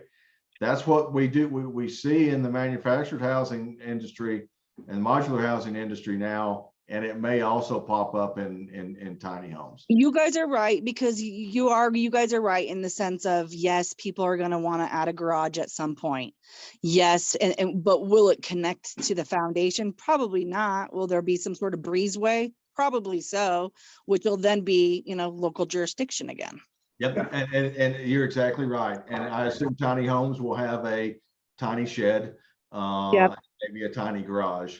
I'm just joking on that. But, this shed in most counties is anything under, oh gosh, help me somebody, 400 square. 200 square feet or 120 in some jurisdictions. Yep. Yep.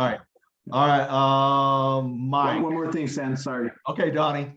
This kind of goes with Tracy and Mark's comments about the attached structures. So some of you know that in a modular industry that I'm pretty sure they do in the tiny homes too, where they will do a deck at the factory that's already attached to the unit, right? But let's say you have a model where you have that overhang for like a front porch area.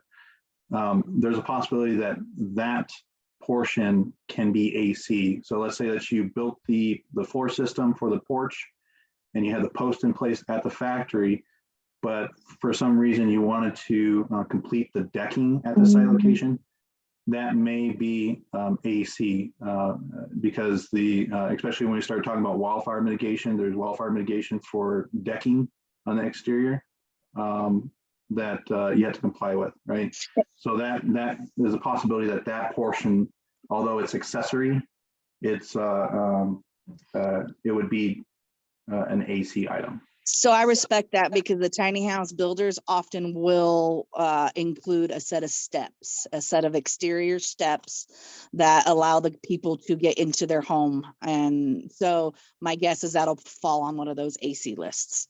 No, like I said, No? if it's already done at the factory. So let's say they built that porch. Yep, and it's in the there's back of the truck and they're hauling it to their spot. Yeah, no, I wouldn't consider that as a Okay. AC, yeah.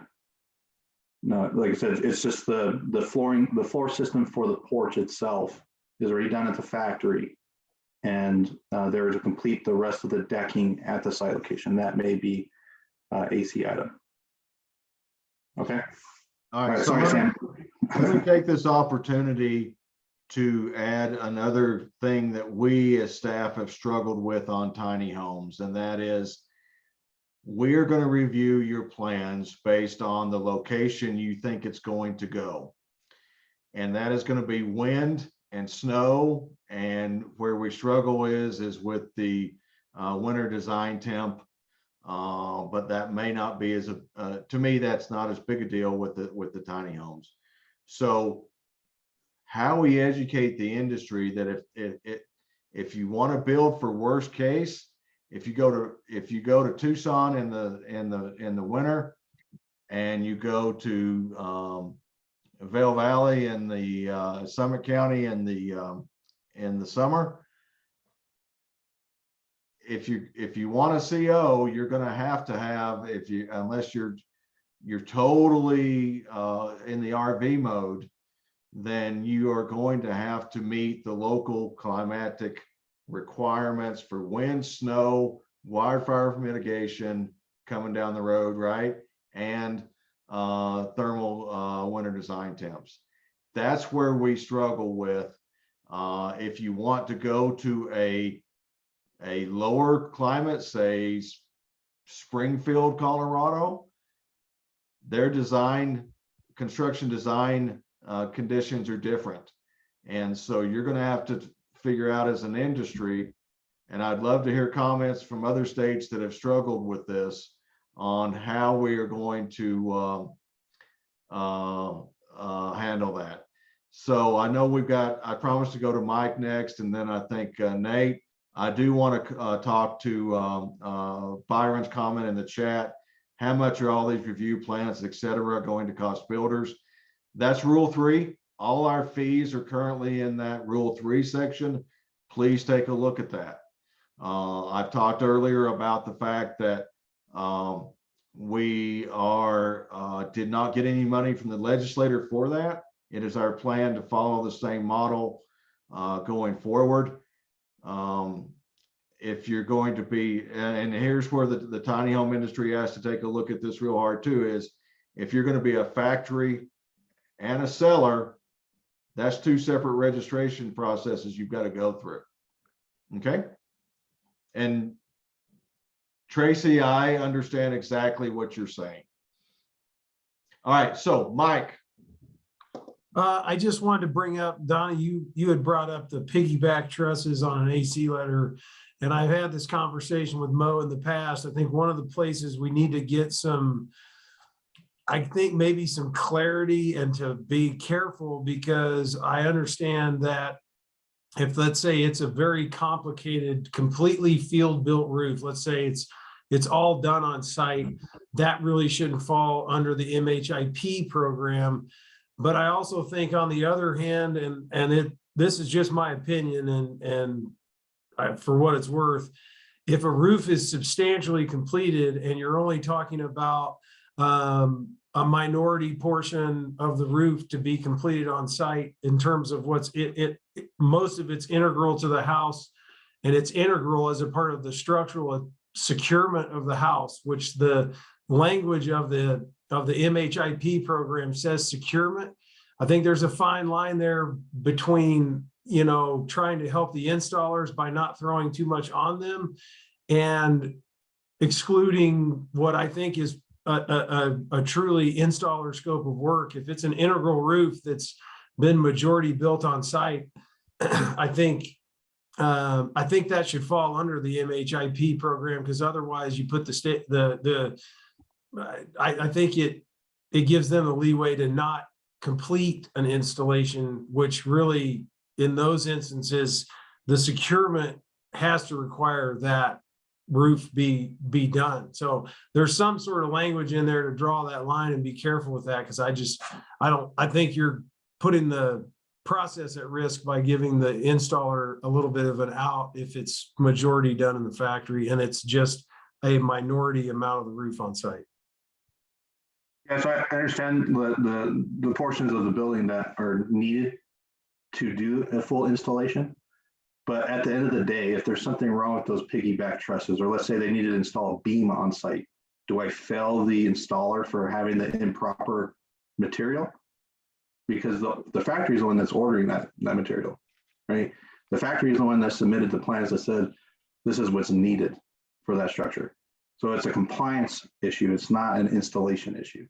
So Yeah, I agree with that. And but if the installer installed it incorrectly, right, and it's part of the installation process, then yes, we can fail the installer for that, right? We can hold the installer for the installation of, let's just say that, you know, the part of the installation process required a certain attachment on the installation manual for those type of products, and they did that incorrectly. Then yes, we can fail the installer for those issues. But if the product is needed to complete the structure, that is why it's a factory, an AC item. So Donnie, is it your intention that the factory must supply all AC items? If they are to complete that portion of the structure, if they are to complete that portion of the structure for the compliance of the building, they should be finishing So like, that. for example, like Heritage Homes doesn't install furnaces at the factory. A lot of them go in the basement. They don't Mhm. supply them. If they don't supply them, they don't have the ability to have that as an AC item, which then automatically kicks it out to the local review. No, it's automatically an AC under the new statute. No, but they don't supply it. It doesn't matter. It's to complete the compliance of the structure. I know, but you just said a minute ago, you were making the point if the factory shipped the wrong beam. And so then I said, is it your intention that the factories supply all items needed to complete ACs? Now, I guess to go even further back from that point, it's what's on the plan to complete the structure, right?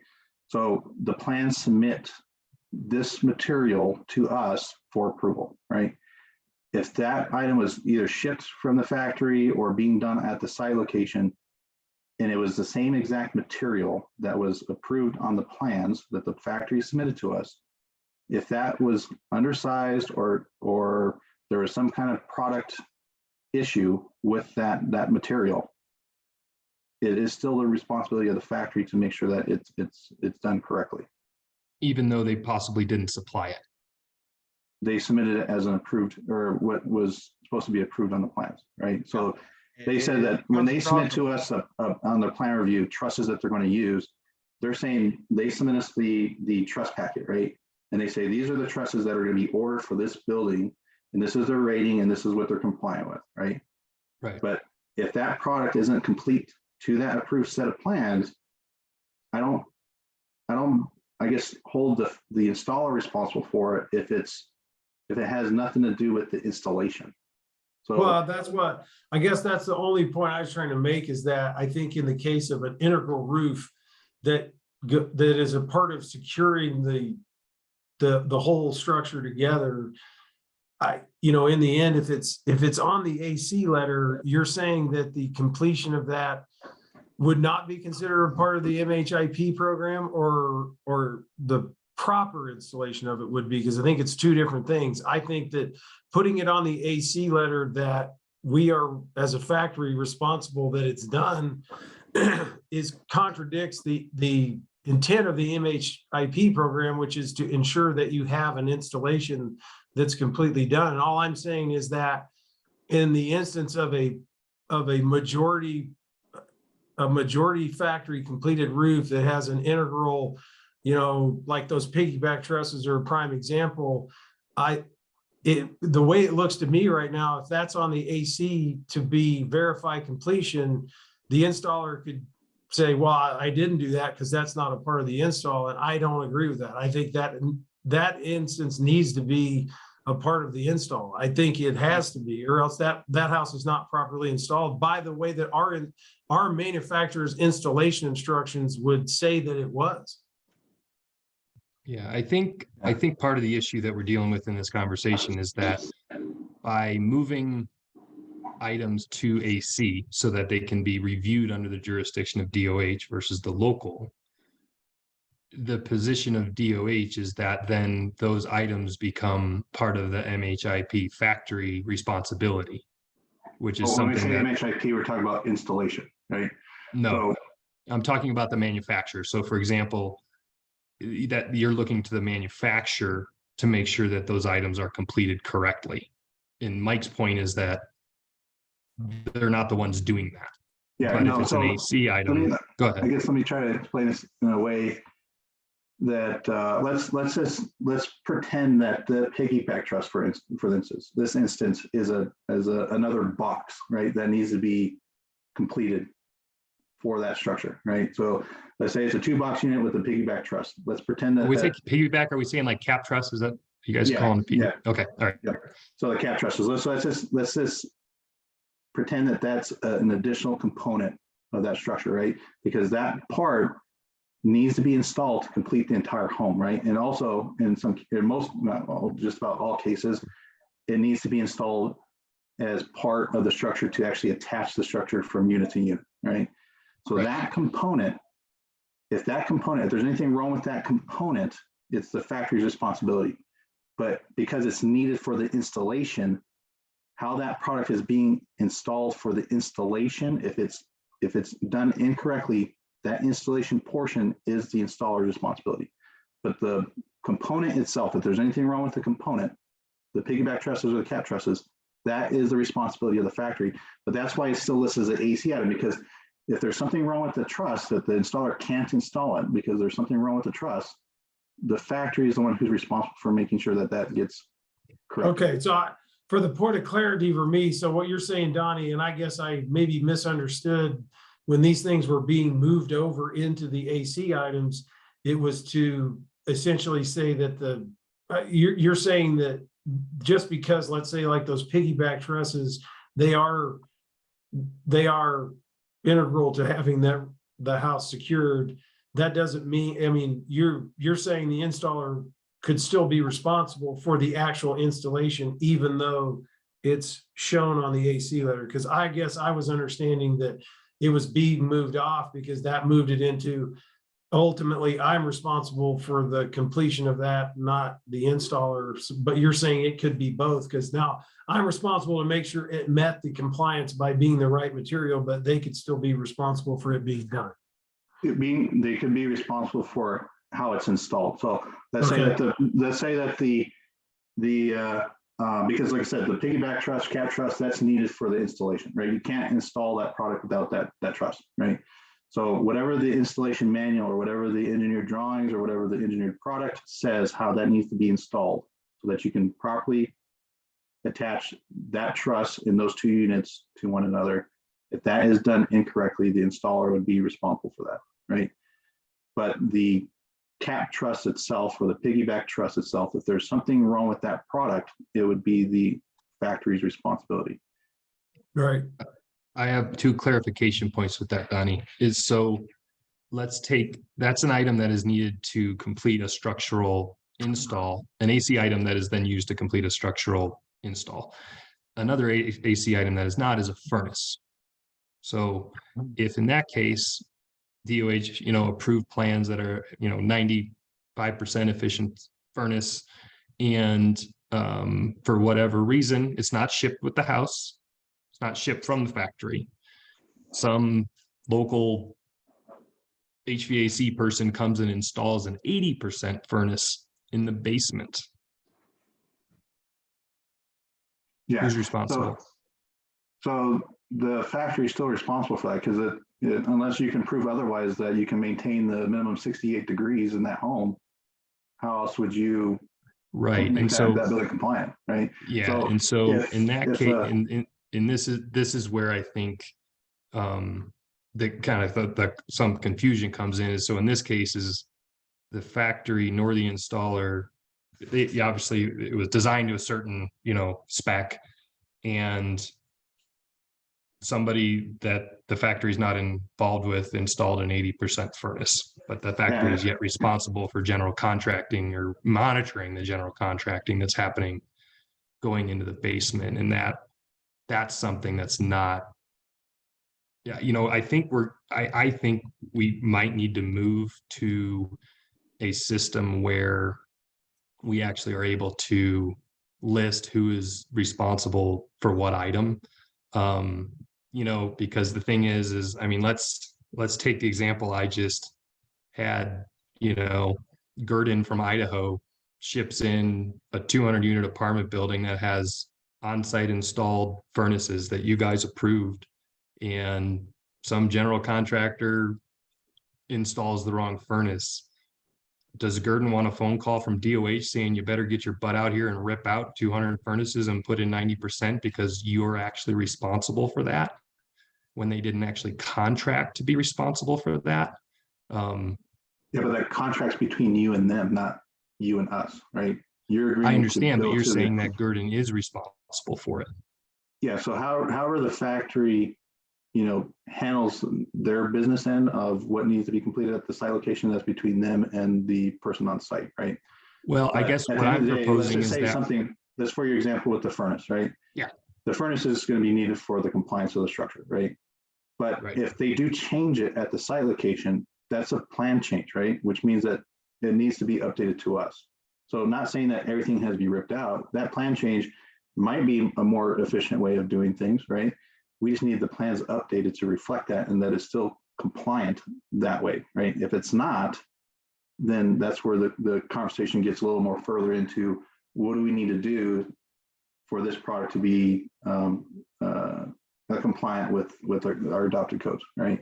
So yeah, I think though the DOH's stance that, well, that's between you and them to work out, between you and, or between DOH and the manufacturer. We expect the manufacturer to fix those things. Whatever you guys do, but behind that is up to you. I don't think it's appropriate for the DOH to look to the manufacturer to do those things. you can easily put on your agreement that you are to do to our approved set of plans, right? Donnie, hang on a second. Oh. So Nate, help me understand. So the factory submits a set of plans and it's got a 95% furnace in the basement, right? And that furnace is integral to that unit. And Absolutely. we have done everything as far as our part to approve that unit. Then you get to on site and the homeowner runs down there and says, oh, this is the wrong furnace and it's only 85, it's an 80% efficient furnace. And the installer, you know, I mean, there should be a contractor for AC items. There should be, and there Yeah. is. And my There point is, is, it's not the and factory it should though. come with an installation. It should come with an AC items of things that have to be completed on site, and then an installer manual from the factory that says install this stuff, right? Absolutely, Install this absolutely. unit. My point is that that contract is not between the factory and that installer of that furnace. Ever. So how can the division put on a sticker that says this is complete based on the drawings that were given us all the way through if the unit is changed on site? Donnie mentioned that we have a process to do plan changes. You shouldn't put on a sticker then at that point. I completely agree. If Then I'm not something is understanding. installed not to spec, it should absolutely not be finalized or whatever we're going to call that, you know, from a sticker standpoint. The question is who is responsible for getting it to that point? Yeah, That's I the- think, At the end of the day, I don't care as long as it meets spec.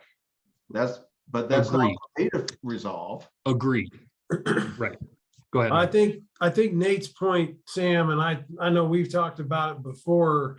I believe we all understand what you're saying as the factory, you're coming back on me. I think the problem is going to continue to exist because that process, that procedure contradicts how I would say, Nate, would you say 95% of the contractual contractual transactions are made. So on the administrative side, and I'm looking at it high level, I'm not looking at what I get what Donnie, you've driven this point home many times. You're holding me responsible. My only point is you have an on the ground stakeholder consumer who is contracting and paying one way, and you have a program that is enforcing another. And I know when you, Donnie, you say, well, that's for you to work out, that's for you to work out. I think Nate's point is that is always going to be a problem. It's always going to be a conflict, because on the ground, practical wise, with the way the business is transacted, it's not done that way. So I don't know how to, I don't know, in order to get into how to fix it, I think Nate thrown out some ideas. I think it's for probably a broader conversation, but I think we all have to acknowledge that the on the ground business day-to-day transaction, you have the homeowner signing a legal contract with whatever all is on there, and then we're coming back another way. And in the end, it's just a constant conflict because they don't match, and it leaves the customer at constant risk. And they're the ones, and that's why I've always told you, my concern is, and I think Nate is the same way, in the end, that conflict elevates the homeowner's risk. It elevates the end user, the purchaser's risk, because it's conflicting. Yeah, so I totally Donnie, agree with you. And Donnie, Nate. hang on a second. Mike, I agree with you 100%. And here's where I have run into the most problems, is that the seller doesn't make it clear to the buyer who's responsible for what. The buyers do not go out and read statute on contract requirements. The contract requirements I'm seeing that I've been reviewing before they go to the Attorney General's office do not have that very clear who's responsible for what in there, right? And that's the problem that we run into on a daily thing. Donnie, I'm going to give you another second, but we've got to move on and talk about some other things. So very good, robust discussion. I appreciate Nate and Mike bringing this up. But that, like I said, we got to get a couple of things done. Donnie? Yep. So just real quick, like I said, Mike and Nathan, I totally agree with what you're saying. But the reason why I say what I say is because that is what the statute says, right? I cannot hold the reseller or the installer responsible for items that they agreed to do on your behalf, or what the homeowner agreed to do on your behalf. The seller is responsible for selling issues. Yeah, so you're right. This is something we can't change in rule. This is something we have to change in statute. So when I tell you, which I think we're gearing up to have a conversation about, because you're just enforcing what it says today, and I want to acknowledge that. But we need to have a conversation if we have it structured the correct way. Yep. Yeah. Okay.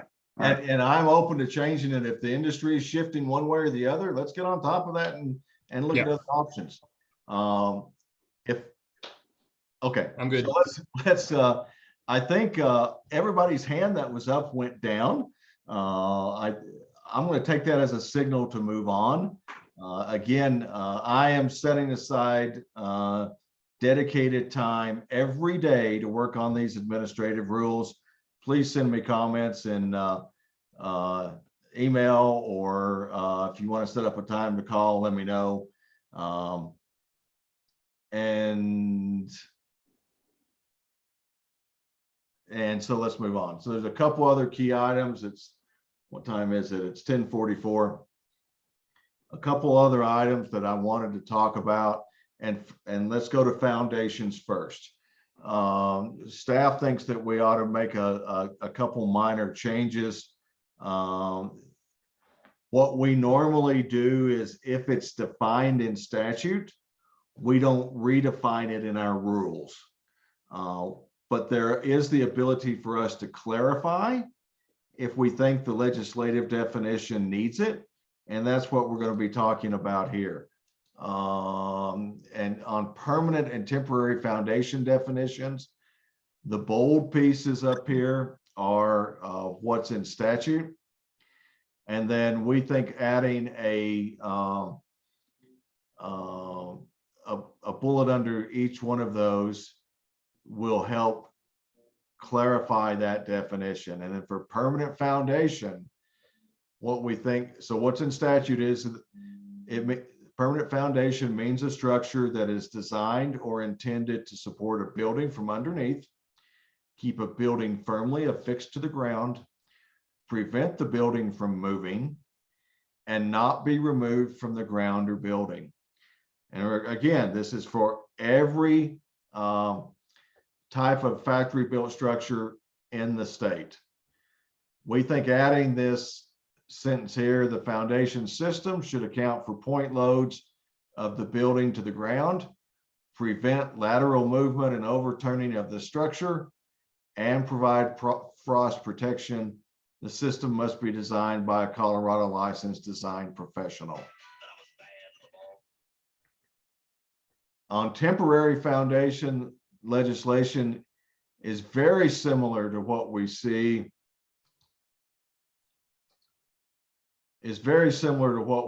On permanent. Temporary foundation means a structure that is designed or intended to support a building from underneath, keep a building firmly affixed to the ground, prevent the building from moving, and be removable from the ground or the building. The foundation system, we think adding the foundation system shall be designed by a Colorado licensed design professional is the way to support that and make that stronger. Donnie?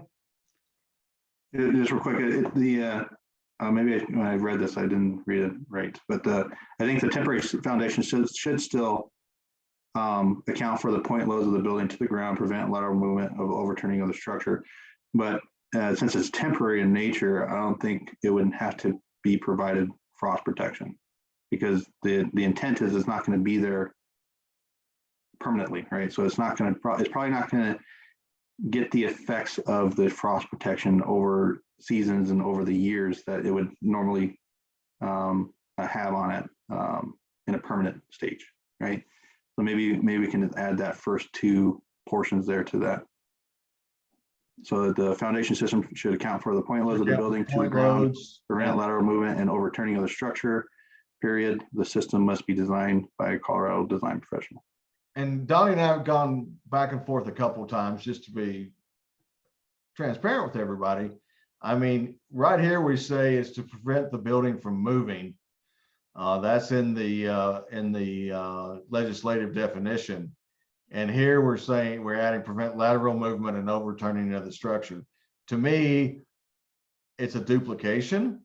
You could have, I mean, the preventing the overturning to me would be a form of moving. But Donnie, I'll add the foundation system should account for point loads of the building to the ground. And if nobody else cares, I'll add this section in too. The only thing that won't be added will be the frost protection piece. Yeah, so the actual clarification that we have, I think in the rule explains it the same way. The only thing that was added is the provide frost protection for the permanent. So the clarification in rule already says what's in that sentence. The only difference is the permanent foundation system has the provide frost protection. Because if you look at the code book, that is the big piece that really, even in the installation manual, it has in there frost protection, but it's not noted in our current rules about frost protection, other than the design tables that say frost depth required per locals, right? So I think that's what really clarifies what the permanent is. And then in the chat, it says from Margarita, it says, shall we define the temporary means?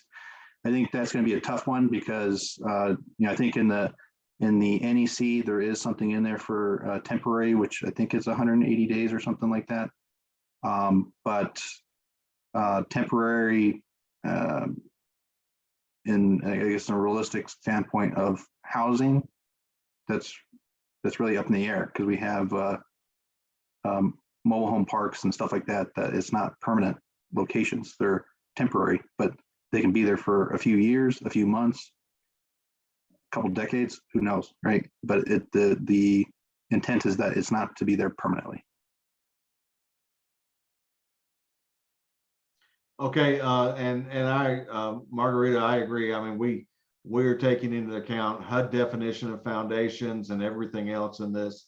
And sometimes those mobile home parks, they're temporary. They still have plates on them, even though we know that they're not probably going to move for years and years. It's tough to put a time frame in there, and there's nobody to really enforce how long they're on a temporary foundation. Yeah. And the other thing, Sam, Eric added in there that to keep in mind that there's a prescriptive method for footings and foundation systems. So that's I agree with that, but I think by putting it in statute, or not statute, in rule, that a designed by a Colorado design professional, that's just our amended portion of that. So we're saying that your foundation system has to be designed by a Colorado design professional. So regardless if there's a prescriptive method in the code book, we're telling them that it has to be designed by a Colorado design professional. So the other thing too is it might actually happen more often with tiny homes, but the shallow foundation systems as well, right? So that's in the code book. So that's something we have to take into consideration as well.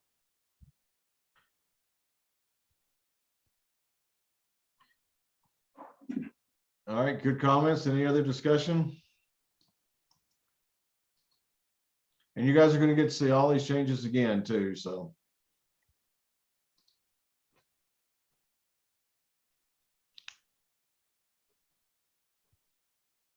Robin has. Okay, Robin? Yeah, I just wanted to point out that every time we involve a design professional in anything, the costs go up. And if there is a way to do a prescriptive without having that, I would lean, for me anyway, I would lean more in that direction. Okay. This is going to be the setback, right? Doing that is we have one professional engineer to review engineered portions of a structure. So we would have to account for that in our workforce. I guess that's something me and Sam would have to discuss, because you would want an engineer to make sure that everything's fine. Yeah, Donnie, let's have that discussion. You know, the foundation piece was added for the state to be responsible for foundation system in local jurisdictions that did not have a local building department. So, and there was money given to implement this, and I don't know if that was a part of that intent or not. That's a good point, Sam, because if the foundation system being typically in a local jurisdiction, the foundation system is reviewed by the local building department. So they may have similar requirements that it's designed by a professional engineer. Right. I think we could clear that. I think we can make that better. Good point, Eric. Thank you. I see some other hands. Byron? Yes, thank you. In regards to the temporary foundation, I think it's overburdensome that there should have to be a design review and everything of every single foundation. We had talked previously about designing possibly two or three different foundations that would be acceptable and be able to go with that. I mean, redesigning it every single time seems absurd to me, unless you have geological issues that you have to deal with where you're placing it. Yeah, so those would be systems that are, sorry, Sam, those would be systems that are third-party approved already. They've been tested to meet the rating. So as long as it's installed per the manufacturer's installation instructions, it would be sufficient. Excellent. And it met the ratings, right? That's like XI2 systems, right? As long as it meets the ratings for the loads of the structure. Can some wording or verbiage be included in this temporary foundation that kind of includes that?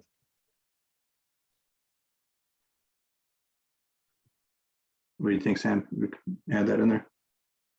Yeah, I've got to think through that a little bit. Janine also had a comment, but I think it was a direct message. Janine, you may want to share with everybody that I'm going to read your comment just in case they can't see it, is that Park County requires that the foundation be designed and stamped by a registered professional.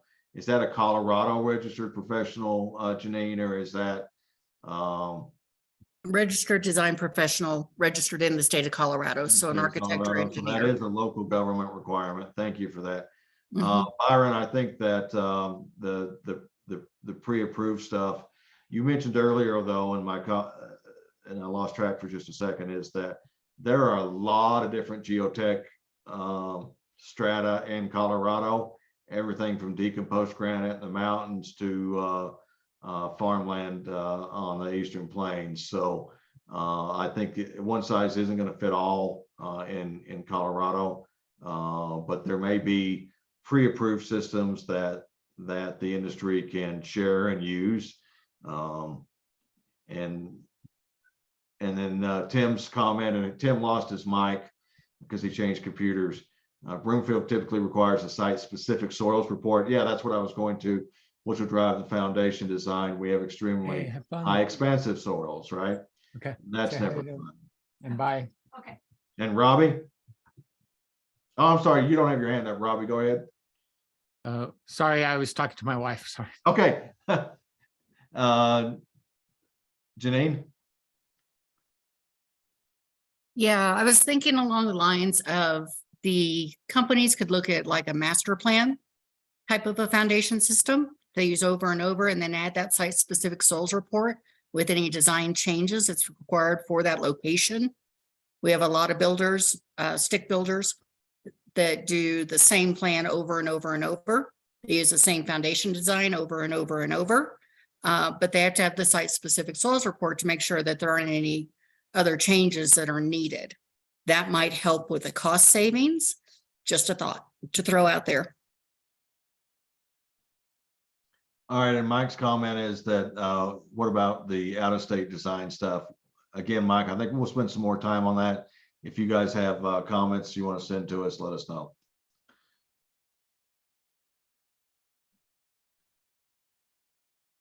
All right.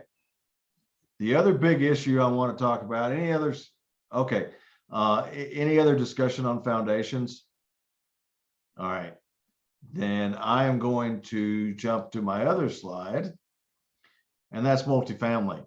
We're coming into the multifamily bit a little bit late. This is a slide that I added last night. So I do hope that it generates some discussion or at least some thought. You guys send me information later. Multifamily is already defined in our rules, Rule 1.15. And I didn't close the parens on this, but 3 independent buildings built to IBC R2, R3, or R4, or an IRC townhouse. So we have a definition in place for multifamily. Factories, I think we won't, we'll add another class of structure, I think, in our database to handle those. We'll have to take a look at the forms on that. Inspections, I think we have the, I don't see any big changes there. Sellers, this is where Donnie and I talked a little bit late yesterday. Rule 5.12, a registration as a seller is not required for any transaction involving the sale of a factory built structure, residential or non-residential, that's constructed to the IBC. So this leaves the possibility for IRC built units, basically the townhouses, might require a seller registration. Excuse me, I'm losing my voice here. Some IRC built units may require a seller registration if they are selling straight to the consumer. Does that make sense? The other thing too is in the IRC, there are those exceptions, and I believe it's in the IBC list as well. There's certain structures that you can still build using the IRC that are multifamily in nature. It's just that they're, I think the occupants, I think it's up to 5 occupants or something like that. I had to reread the section there, but those portions, if you read the definition that's currently in rule, it specifies what those are. So those ones that are designed under the IRC multifamily may still fall along the same lines as townhouses. And then installers also, we may need to come up with education requirements for the installers. And Nate, you have your hand up. Few things. What does it mean by we'll add another class? So we have a system in our, when you apply as to be a registered or certified factory, we check off what you're building, whether it's commercial, whether it's residential. We may add also a class that says multifamily. Yeah, so it's like FB okay. and FB&R, right? So Yeah. although currently multifamilies are classified under the FB&R part of our program, since we have multifamily designation or a section in rule, we would just create another indicator in the Salesforce to separate those multifamilies from a typical FB&R. Yeah. This way, so we can track how many multifamilies are being built, who are the multifamily factories, things like that. Is certification for multifamily versus IRC or IBC versus IRC would that be separate then as well for a factory? I don't think we currently have anything in rule for that, because typically Okay. you're building under the IBC, right? So it'd be the same as a FB&R. It's just a Okay. different, Okay. like tiny homes, right? Tiny homes will have their own class, right? We have Yeah. MHIPs, we have FB&Rs, FBs, now multifamilies. So, Okay. but currently in the rule, I don't think there's anything that that says you have to meet a certain criteria to be a multifamily builder, because it's right Understood. under the FB&R. It's not a separate certification. That's what I was wondering. Yeah. Yeah, So, no. okay. And then on the installer side, Donnie, when this came up in, the agenda for this TAC, I was a little confused because I thought we did stuff around multifamily installers last rulemaking session, like as far as like, we required them to have, a license for, IBC Yeah. installations, and that's all in place, correct? Yeah, so the requirements for installation are there. The part that we had not really clarified is what's needed for the type of installations for multifamily, right? So Oh, like, what I mean is, are we like, gonna say you have to have a? yeah, so if you look, Okay. at our current rules, there's really requirements in there for multifamily. I can't remember what class of certification it is, but we have the class for modular IRC units, and then there's the class for I think it's class IBC or something like that, that allows you to build Mhm. commercial and multifamily.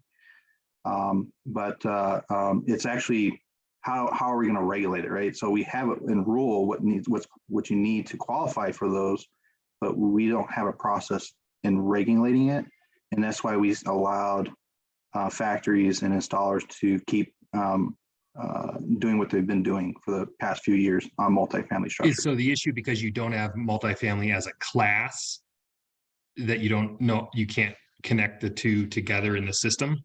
No, so for instance, a modular building has a installation manual, right? For our program in the terms of a single family dwelling, right? But what are we going to require for multifamily installation manuals when we're doing an installation inspection, right? How are we going to process a multifamily building through plan review for the installation portion? So those are the types of things that we're trying to get clarified through the process, or I guess our workflow on how we're going to actually enforce it, right? So we have the Internally, process of yeah, getting set connect up. everything together. Okay. Exactly. So I forget, was it, I can't remember his name. He works for a big multifamily installation. Matt Mitchell, there we go. Matt Mitchell. So Matt Mitchell had some input on that. So, some ideas of how we're going to get that implemented, but we haven't really followed up with him yet. But So I guess from this tax standpoint, is there any guidance you need from us on any of that? Or is it more just kind of figuring out how you're going to link everything together internally from a workflow standpoint? internally, administrative wise, I think we got that down, right? It's just the inspections and then installation, or because it kind of brings us back to the AC part, right? Because multifamily is going to have a lot of ACs, right? So Sam's like, follow stop up for talking. that. Yeah, follow up for that, follow up for installation inspections, right? So Okay. things like that. So. Okay. Yeah. I it's- think we'll continue that offline, or yeah. Yeah. Okay. All right, cool. There's a couple questions in the chat. Mike's asking for more information on what type of IRC townhouse would fall under this. IBC versus IRC, I think would be different. And then Tim Pate was, does not see IBC 1 listed. These could be group homes, assisted living. Yeah, those would just go into the commercial rules, Tim, on that. But the, Mike, I have to say, I don't know. And maybe Donnie has some clarification on IBC versus IRC for townhouses. Yeah, I believe it's because of the term, it's 3 or more structures that are attached to one another. I had to go back into our notes and try to see if I can find that, but because you have single family dwellings, duplexes, and townhouses, right? You can have single family dwelling and duplexes is just 2 or less, right? So you have 2 or 1 structure. But a townhome can be 3 or more units, which by our definition would meet multifamily. So the other thing to consider is that even in the IRC townhouse, once you start exceeding a certain amount of units, you fall under the 9-5 requirements. So yeah, there's more to it. I'll see if I can find my notes of why we added the townhouse in there. But I remember, if I remember correctly, it's because there's a term that in there that says 3 or more.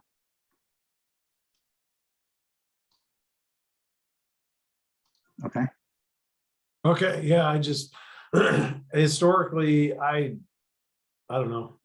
The code books never, I mean, if it's an IBC, it's an IBC. It just seems odd to include an IRC townhouse in this because the type of construction, you know, the code requirement all the way through is going to be, I mean, they're just 2 different things. So to me, that doesn't make sense to include that in there. Well, Donnie, I think what you're trying to accomplish is not necessarily any difference in interpretation of code. From a code construction standpoint, it still falls under IRC townhome. Yeah. It's more that you're wanting to create a new class to be able to have a more dedicated installation manual and inspection process, you know, Yeah, so the during multifamily- construction. It doesn't change the available codes from a building standpoint. No, so you No, can design a I understand townhome. that. Yeah. I just, it seemed like, I thought when this was originally discussed, even when you were referring back, when we were talking about the old law, I thought it was just strictly talking about what I think of as apartment buildings, right? Because there was not, like Matt Mitchell, that whole conversation was revolving around apartment buildings and IRC townhouse. Even if there's 8 of them, it's just a completely different animal than an apartment building. That's, I guess I thought, I did not think we were including that in there, but. Yeah, so it's just considered a multifamily. It doesn't change the code that you're building it to, right? It's just saying that a IRC townhouse is still considered a multifamily. Not saying that it's commercial. It's just that it's considered a multifamily use. Mike, I think the way that this affects the industry is basically that as a factory, you might have to have a little bit more of a specific installation manual for a project that is multifamily, but from an installer standpoint, we were probably going to require a higher grade of installer for a multifamily 3+ whatever the number is townhome unit project. Is that accurate, Okay. Donnie?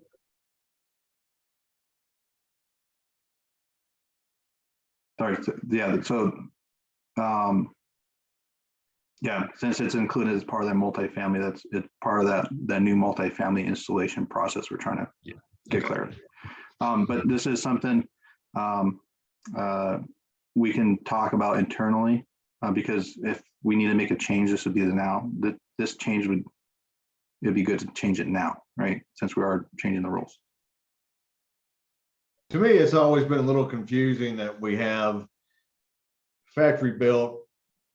In our system, we look at factory built, we look at factory registrations as residential. And then we use the term FBNR, non-residential. And there is, I think, something that splits the line between those as factory-built residential and factory-built non-residential, apartment buildings being one of those. So yeah, if you guys have any suggested changes along the multifamily lines, let us know. If you like what is there now, let us know. Donnie and I will spend a little more time on this too. And I see Mike Schmidt, you've got your hand up. Yeah, I kind of want to see if I can get a clarification on maybe this possible enhancement of multifamily as it relates to the tiny house industry. You know, we've obviously at the ASTM International side of things been looking at tiny home communities and being able to, you know, cluster them together in 5, 10, or maybe 20 units. So maybe throw something out here for consideration that in multifamily, in tiny house communities, more than 3. I mean, obviously you could put a tiny house in a backyard as an ADU, and that's allowed in a lot of rules already.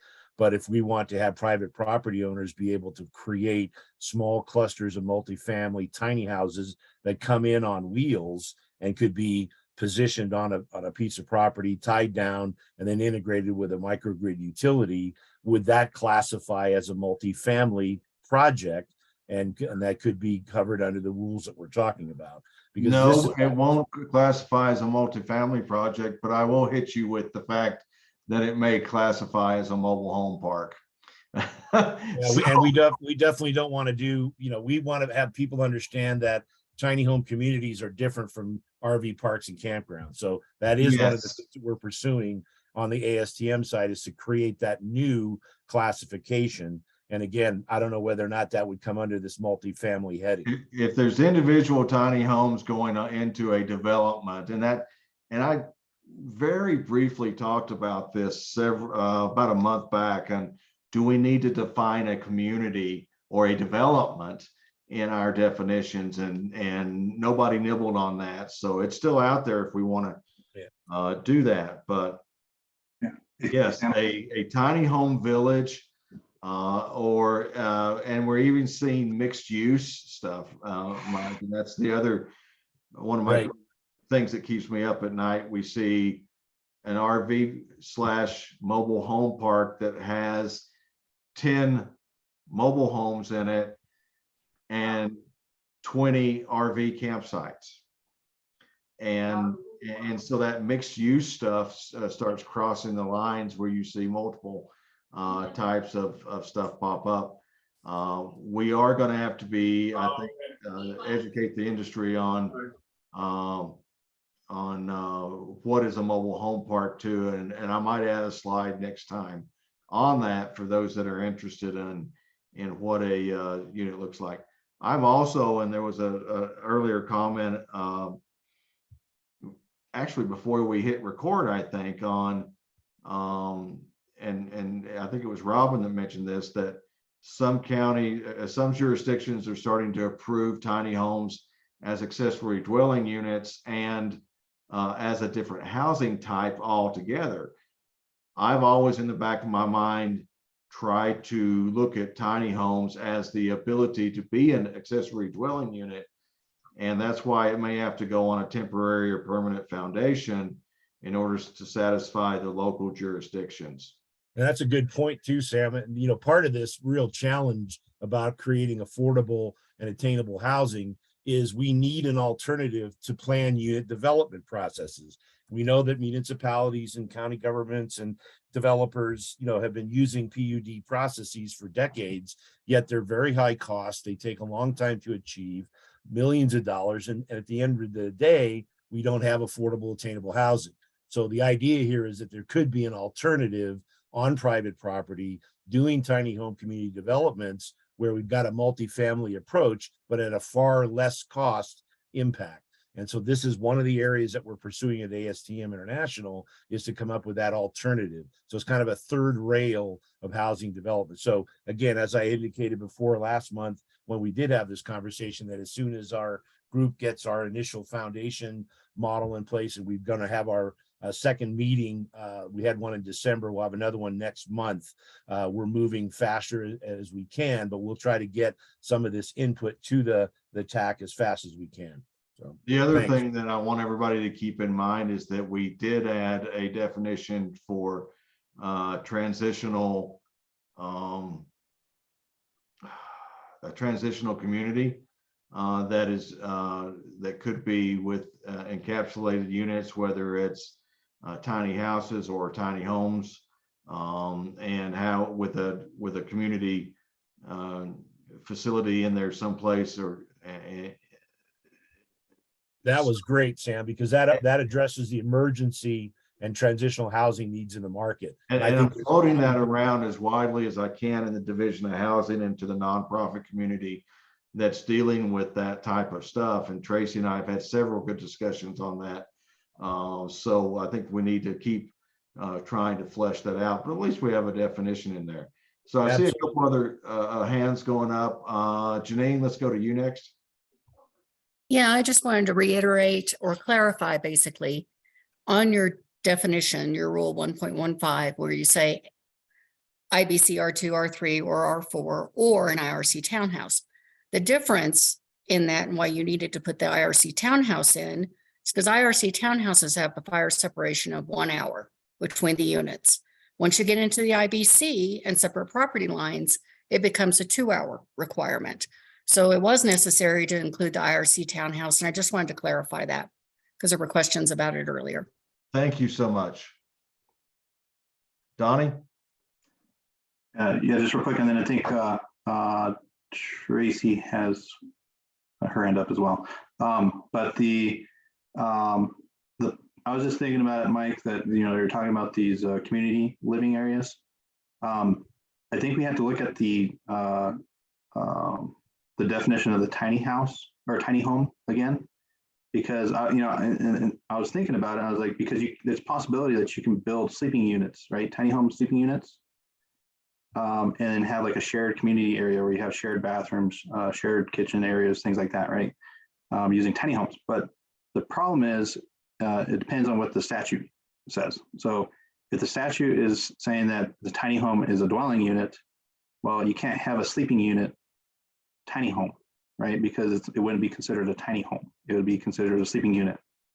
And so if we want to regulate that, depending on what the statute currently says, that's probably something that has to change in statute so that we can regulate those types of structures. Because as of now, I don't know if we would want to regulate those types of structures and not actually have the legal authority to regulate those types of structures. So currently, tiny homes, at least to my understanding, is a dwelling unit, right? So it's a tiny mobile dwelling unit that has a bathroom, kitchen, sleeping area, living room area, or living area, right? So that's something to consider. Donnie, that's a good point. I'm going to go back and look at that definition again. And I thought we had had a discussion that these sleeping units will fall under IBC. My biggest concern is that, guys, you get a big wind in some of these temporary flex zoning units where the stuff isn't tied down real good. It's going to be a mess. Tracy, you've got your hand up. Tracy, you keep popping into my Yeah, I don't know what's going on with my internet connection today, so I Okay, good. apologize. Yeah, I've gotten kicked out a few times. I apologize, Sam. So, hey, I wrote down a couple of things here. What I heard earlier was, the tiny house industry doesn't like the tiny house communities or villages, if you will, to be categorized as mobile home parks because they add a little bit different value. They look at a mobile home park as, just a regular little neighborhood, right? Whereas when you're looking at some of the tiny house communities, such as the one that was developed in Colorado Springs, that has a more holistic approach to it and has different resources that are given on site for trauma counseling, career counseling, things of that nature. So I wrote that down because you brought this up, Sam. You and I have talked about this in the past, but as we've developed this process over the last couple of months and we've, gained all this traction as a TAC team, you mentioned possibly needing to develop a new class for maybe tiny house community or tiny house village. And I'm going to say that for the record now, it's probably going to be warranted, Sam, because when you start to tie it back to zoning, zoning is already working on flex zoning, and they're already defining the definitions of what a tiny house community is going to be allowed for. So it's already happening. And if we can kind of figure out how to marry that, right, that would be wonderful. If we can't marry it, let's just at least recognize it, that you're right. It might need its own class. Right. Very good points, Tracy. Thank you. Well, people don't want it to be considered transitional housing, because when you call it transitional housing, you're implying that it's short term. So if I sign a 2-year lease for that tiny house community down in Colorado Springs, it's just giving me affordable living for 2 years, and then I'm out on my own. So we're going to call that transitional. But when you look at tiny house communities and villages, those people aren't moving every 2 years. They're going to live there. And so that's Right. why they don't like that word transitional. So a tiny home village, to me, if we use the state statute definition of tiny home, is Mobile designed. home park? No, it's designed for long-term occupancy, right? Yes.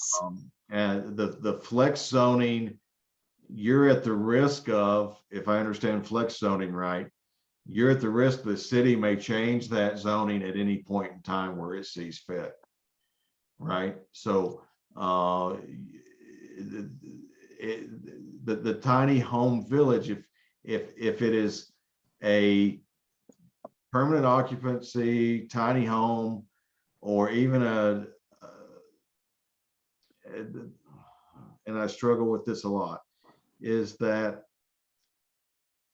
if it's designed for long-term occupancy and they're rental units, or the village owns the land underneath them and there's a lot lease, right?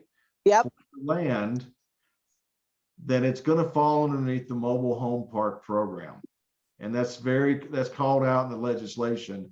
And I am going to add that to the next meeting, because it does reference that in HB 22-1242. A mobile home park. I have to say it to write it down. And again, if I could add, Sam, that's obviously one of the things we're pursuing on the ASM International side, is to take that NFPA 1194 RV park and campground standard and convert it or adapt it and develop one for tiny home communities. Because the key is, when we talk about emergency, transitional, and long-term sustainable housing, the tiny house community and the builder community within it can address and develop tiny houses to meet every one of those requirements. We're not saying that tiny house communities are only going to be transitional. They could be transitional in development and in purpose and scope, but you can develop long-term tiny home communities on private property and provide an alternative attainable housing solution. So we don't want to box it in. We want to broaden out the adaptation of these codes and standards and make it applicable to the marketplace. So I think more definition is coming, and we'll try to get that to the TAC committee as fast as possible. Sam, Donnie?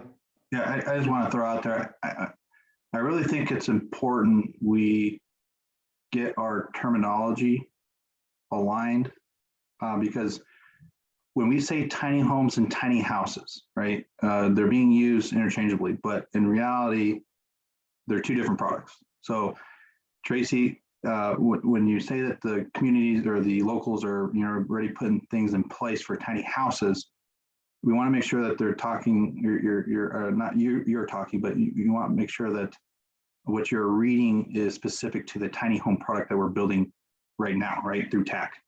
Because what they're probably talking about is a tiny house that's regulated under Appendix AQ, right, which is built completely to the IRC. There is no amended rules or anything for these mobile tiny homes. So I think it's very important that when we use the terms tiny house and tiny homes, we are using them how they are currently going to be in statute.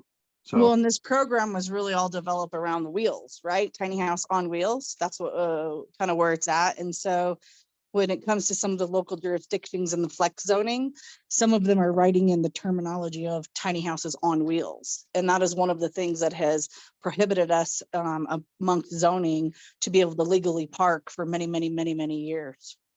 So I do hear what you're saying, though. Because So- nothing in the IRC currently says you can't have an IRC home on a chassis, right? But the real difference is one's temporary use and one's permanent use, right? Now we have, one is permanent, built to the IRC. And then this product, the tiny home, is permanent or temporary, but also mobile. So whatever rules that they're making, we have to keep a close eye on them, because we also don't want to make sure that they're not actually interfering with what we're developing here. So here's another piece of that, Donnie, and I've said this before too, is that we, based on legislation, we really don't have anything that's state approved until July 1, and we start putting insignias on these units, right? So we are going to have, and I'm sure this will come back to TAC, and Donnie and I and staff will have to figure this out, is everything that was done before, how do we handle that? And it's going to be a tough when you have a consumer call you that says, hey, I bought a tiny house.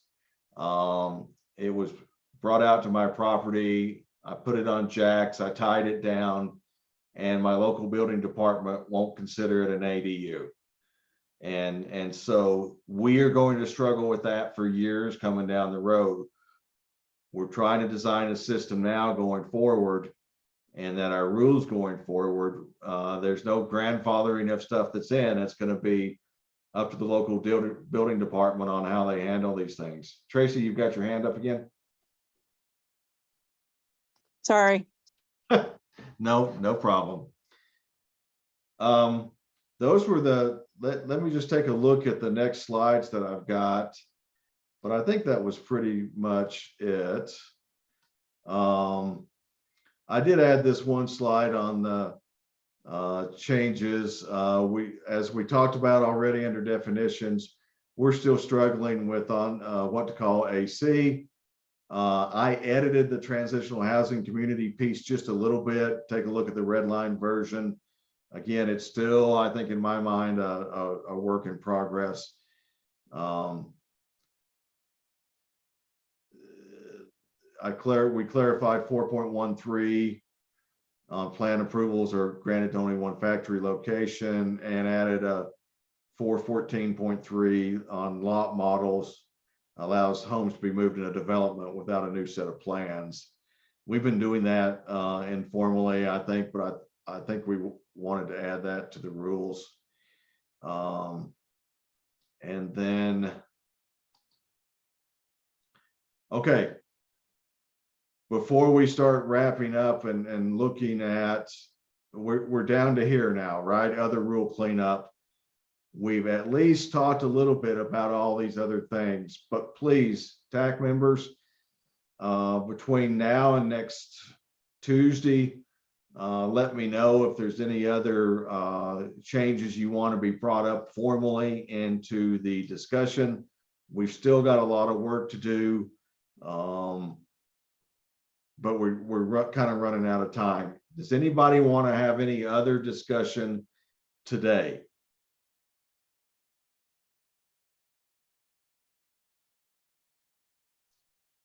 Okay. Hearing none, we'll look at the remaining schedule. The next meeting is February 28th. Staff is also kind of taking a look administratively on some of the stuff too. I'm going to push them to get me changes very, very soon to be considered by the TAC and stakeholders. March 14th, I'm hoping to have this in final form by then. So that's 1 month from today. A final red line version that everybody is comfortable with. So please speak up. But my preference is to hammer any other things out by February 28th. I'm spending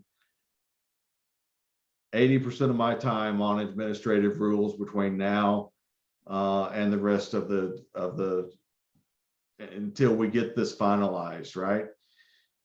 Someplace in here, we'll do a rulemaking on May 9th. I think we're scheduling to do a rulemaking hearing before the State Housing Board.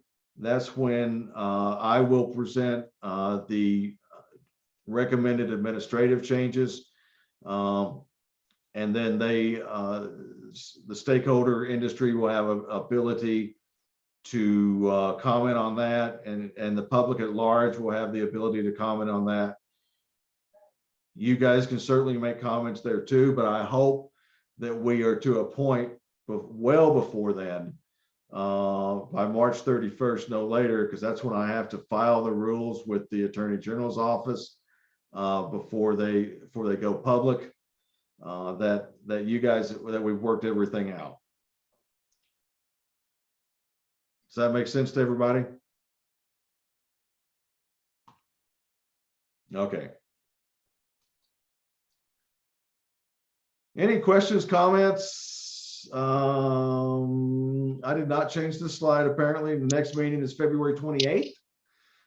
We will have another version of the updated rules. I'll get that out the Thursday before that, for the 28th. If I could please have any formal comments by that Tuesday. Somebody tell me what before that. Let me find my calendar. I need a third and fourth screen, I think, just to keep everything. Any final comments, if I could get them by the 21st? Sorry, the close of business on the 20th. I'll take it that Monday. Close of business on the 20th for any other changes to go into my Thursday mail out on the 23rd. That's my internal schedule. Tracy, you've got your hand up again? Yeah, what about like inspections, third-party inspectors and the process working with the tiny house builders? Isn't that on the agenda? Did I We miss can- something? Yeah, do you want to go through that process with inspections? Yes. Okay, so take a look at the current requirements and the administrative rules. I'll get you those rules in particular. I think we've also talked, I don't know that we've formally talked through virtual inspections. I know that's, we probably need to have that. We added a couple clarifying items on the previous additions about allowing virtual inspections. Well, that's my biggest concern, Sam, right? Because of the way, the small builders work, right? Today they had insulation, tomorrow they're decking. So what is this inspection process going to be like? It's a huge deal for all the builders. Okay, it is scheduled out in the administrative rules. And so that's where we need you guys to take a look and see what doesn't work for you and give us feedback on. Okay.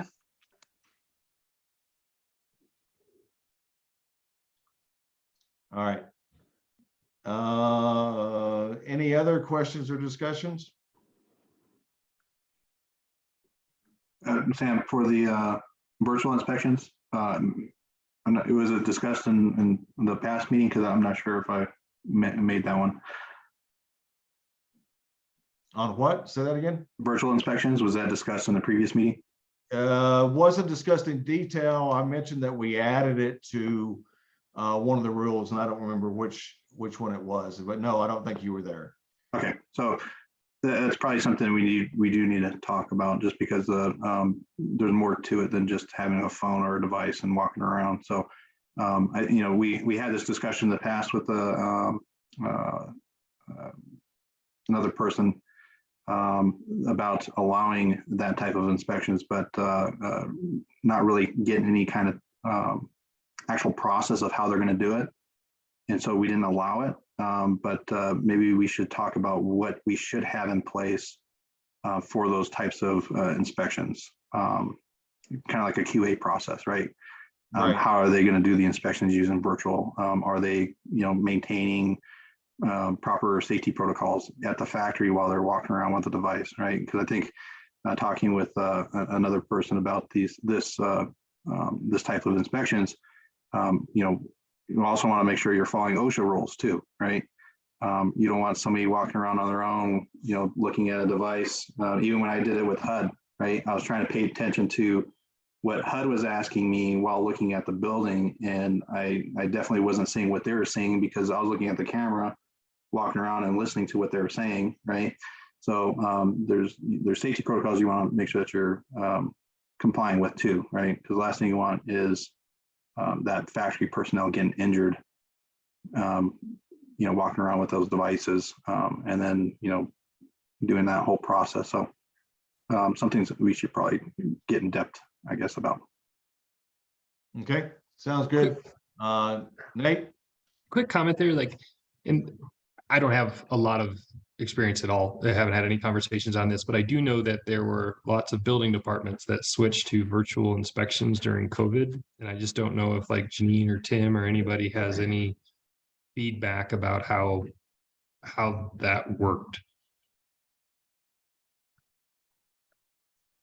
We did not. Park County did physical inspections the whole time during COVID.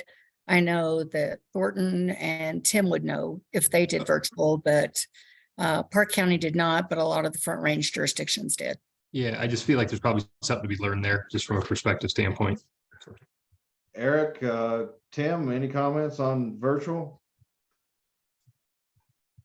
This is Eric. We did some during the height of the pandemic, but only for things where we had to, because virtual just isn't as good as on site. So if there was an occupied structure and they were doing a water heater replacement or furnace replacement, we set up some protocols to do virtual inspections. But for a new building, there's no reason anyone's in the building. So, or even in addition to a building, we would still go out during the height of the pandemic and do those on site. Okay, thank you. And Yeah, Tim, I would say the same thing too with Adams County when that happened. I was a plan reviewer at the time, but there was a really expedited type of process where we needed to come up with a solution fast, right? So we can continue business. So there wasn't really a laid out way of doing the virtual inspection. And I can tell you that there was a lot of issues with connectivity, right? Especially when they start walking into a basement. With the HUD audit walkthrough that we just did, right when you get to the back of the building, right, your Wi-Fi connection starts cutting out, and when you're up in Buena Vista, you don't have good signal anyway. So, like I said, I think there's some kind of protocol we should probably put in place, or at least a minimum requirement, if we are going to allow that type of inspections. So, if any of you already had that happen in the past, maybe the service that you used, if they have an outlined detailed protocol how they do virtual inspections, and send those to us so we can look at them, and maybe we could pull some ideas from there, or if there's one that's really good, use that as a template, right? So. And I know in Elbert County, we went to virtual roof inspections just to keep our guys off ladders too, especially during the winter. So Nate, I'm sorry, Robin. Yeah, I just wanted to chime in here. There, maybe not so much in Colorado, however, in other states, they are allowing virtual inspections in every stage of the construction. And these homes that are built in factories, the connectivity issue is much reduced. I'm not saying it never happens, but you can have good Wi-Fi on these, and you can also have a good data connection. So we've been doing it successfully since 2015, and so I can say on the tiny house world at least that we've been doing the remote inspections very well. And in fact, ICC has some white papers out regarding virtual remote inspections if anybody wants to take a look at those. And I'm available to chat with about any of this stuff, Donnie or Sam or anybody when you do get into that discussion. I'm make myself available for that. Great, thank you. Nate, I think you were next. Yeah, I actually kind of just had my hand up.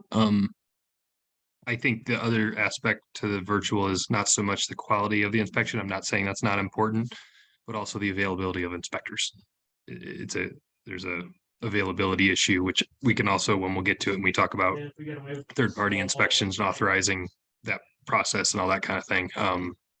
That solves that same problem, but keeps it in person. So we can talk through that one later. Yep. And Tracy? Nope, I'm just gonna piggyback what Nate just said, because that's gonna be critical, you guys, for these, a lot of the, if you look at a couple of dozen tiny house builders in the state of Colorado, they're all building one house at a time, right? And so they dealing with the variability with materials and labor and all of that other stuff.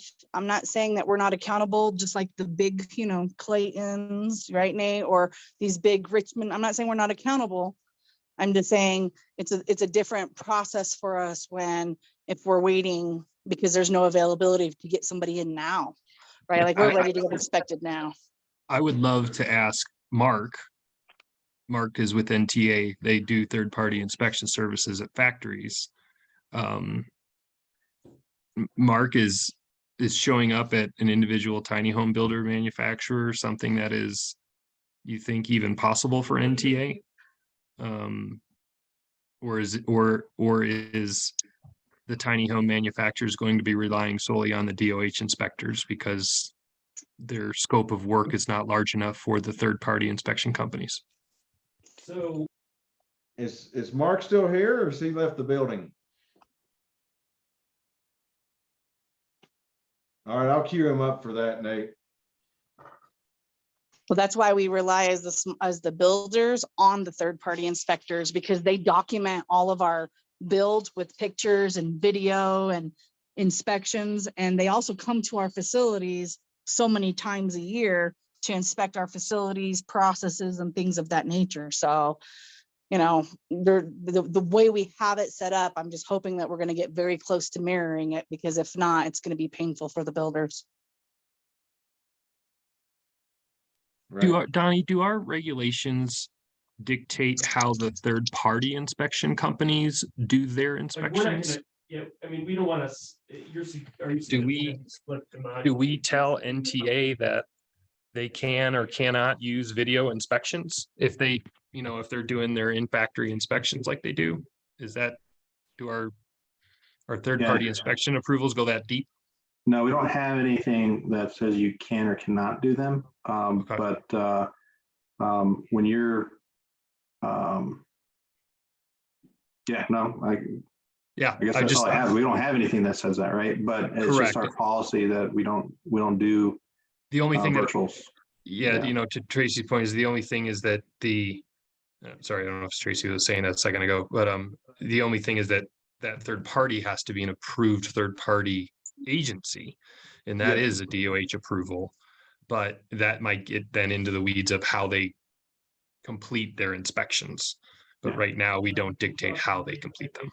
Yeah. So the other thing too is, although it's not a new idea, it's happening more often with the virtual. So we don't have anything in rule that says anything about virtual. Yeah. So Rule 4.25C it talks about third-party agency requirements. It says firms must currently be listed with a national listing agency, such as the International Code Council, International Accreditation Service, or other division-approved entity. What does that mean? Or it's gray. It's gray. And then Tracy, your benefit, most of the third-party inspection requirements are also listed 4.27. And so, we say that one more time, Sam. there are two more questions. So Rule 4.25C talks about the third party requirements to be a third-party inspection agency. And then there's a lot of stuff in 4.27 dealing with what the third-party inspectors must do on site.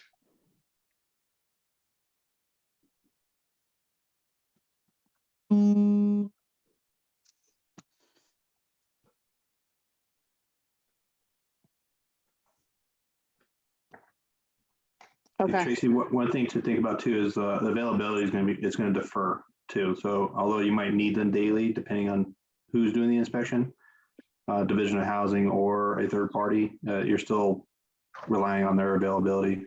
Because I think once the virtual option becomes available, that it's going to be probably used a lot more often. And so that's one thing that we need to consider too. Do we charge less for virtual inspections because we're not going out anywhere, right? And then if we change the prices, are we only doing virtual inspections at the factory, or do we do virtual inspections for AC and installation inspections, right? Because there's a lot of stuff that we do during those inspections that it may be safer, or at least have a better installation inspection or AC inspection if it was done in person, right? So we might want to limit what types of virtual inspections we would allow to do. And like I said, fees, that's something we would have to get done as soon as possible, because we would have to have that fee code added to our Salesforce changes that we're making. So. Yeah, Donnie, I see another version of a program update once we finish these rules. So we'll have to figure that out. That's all right. So we will plan on virtual discussion on inspections for tiny homes and virtual inspections in particular.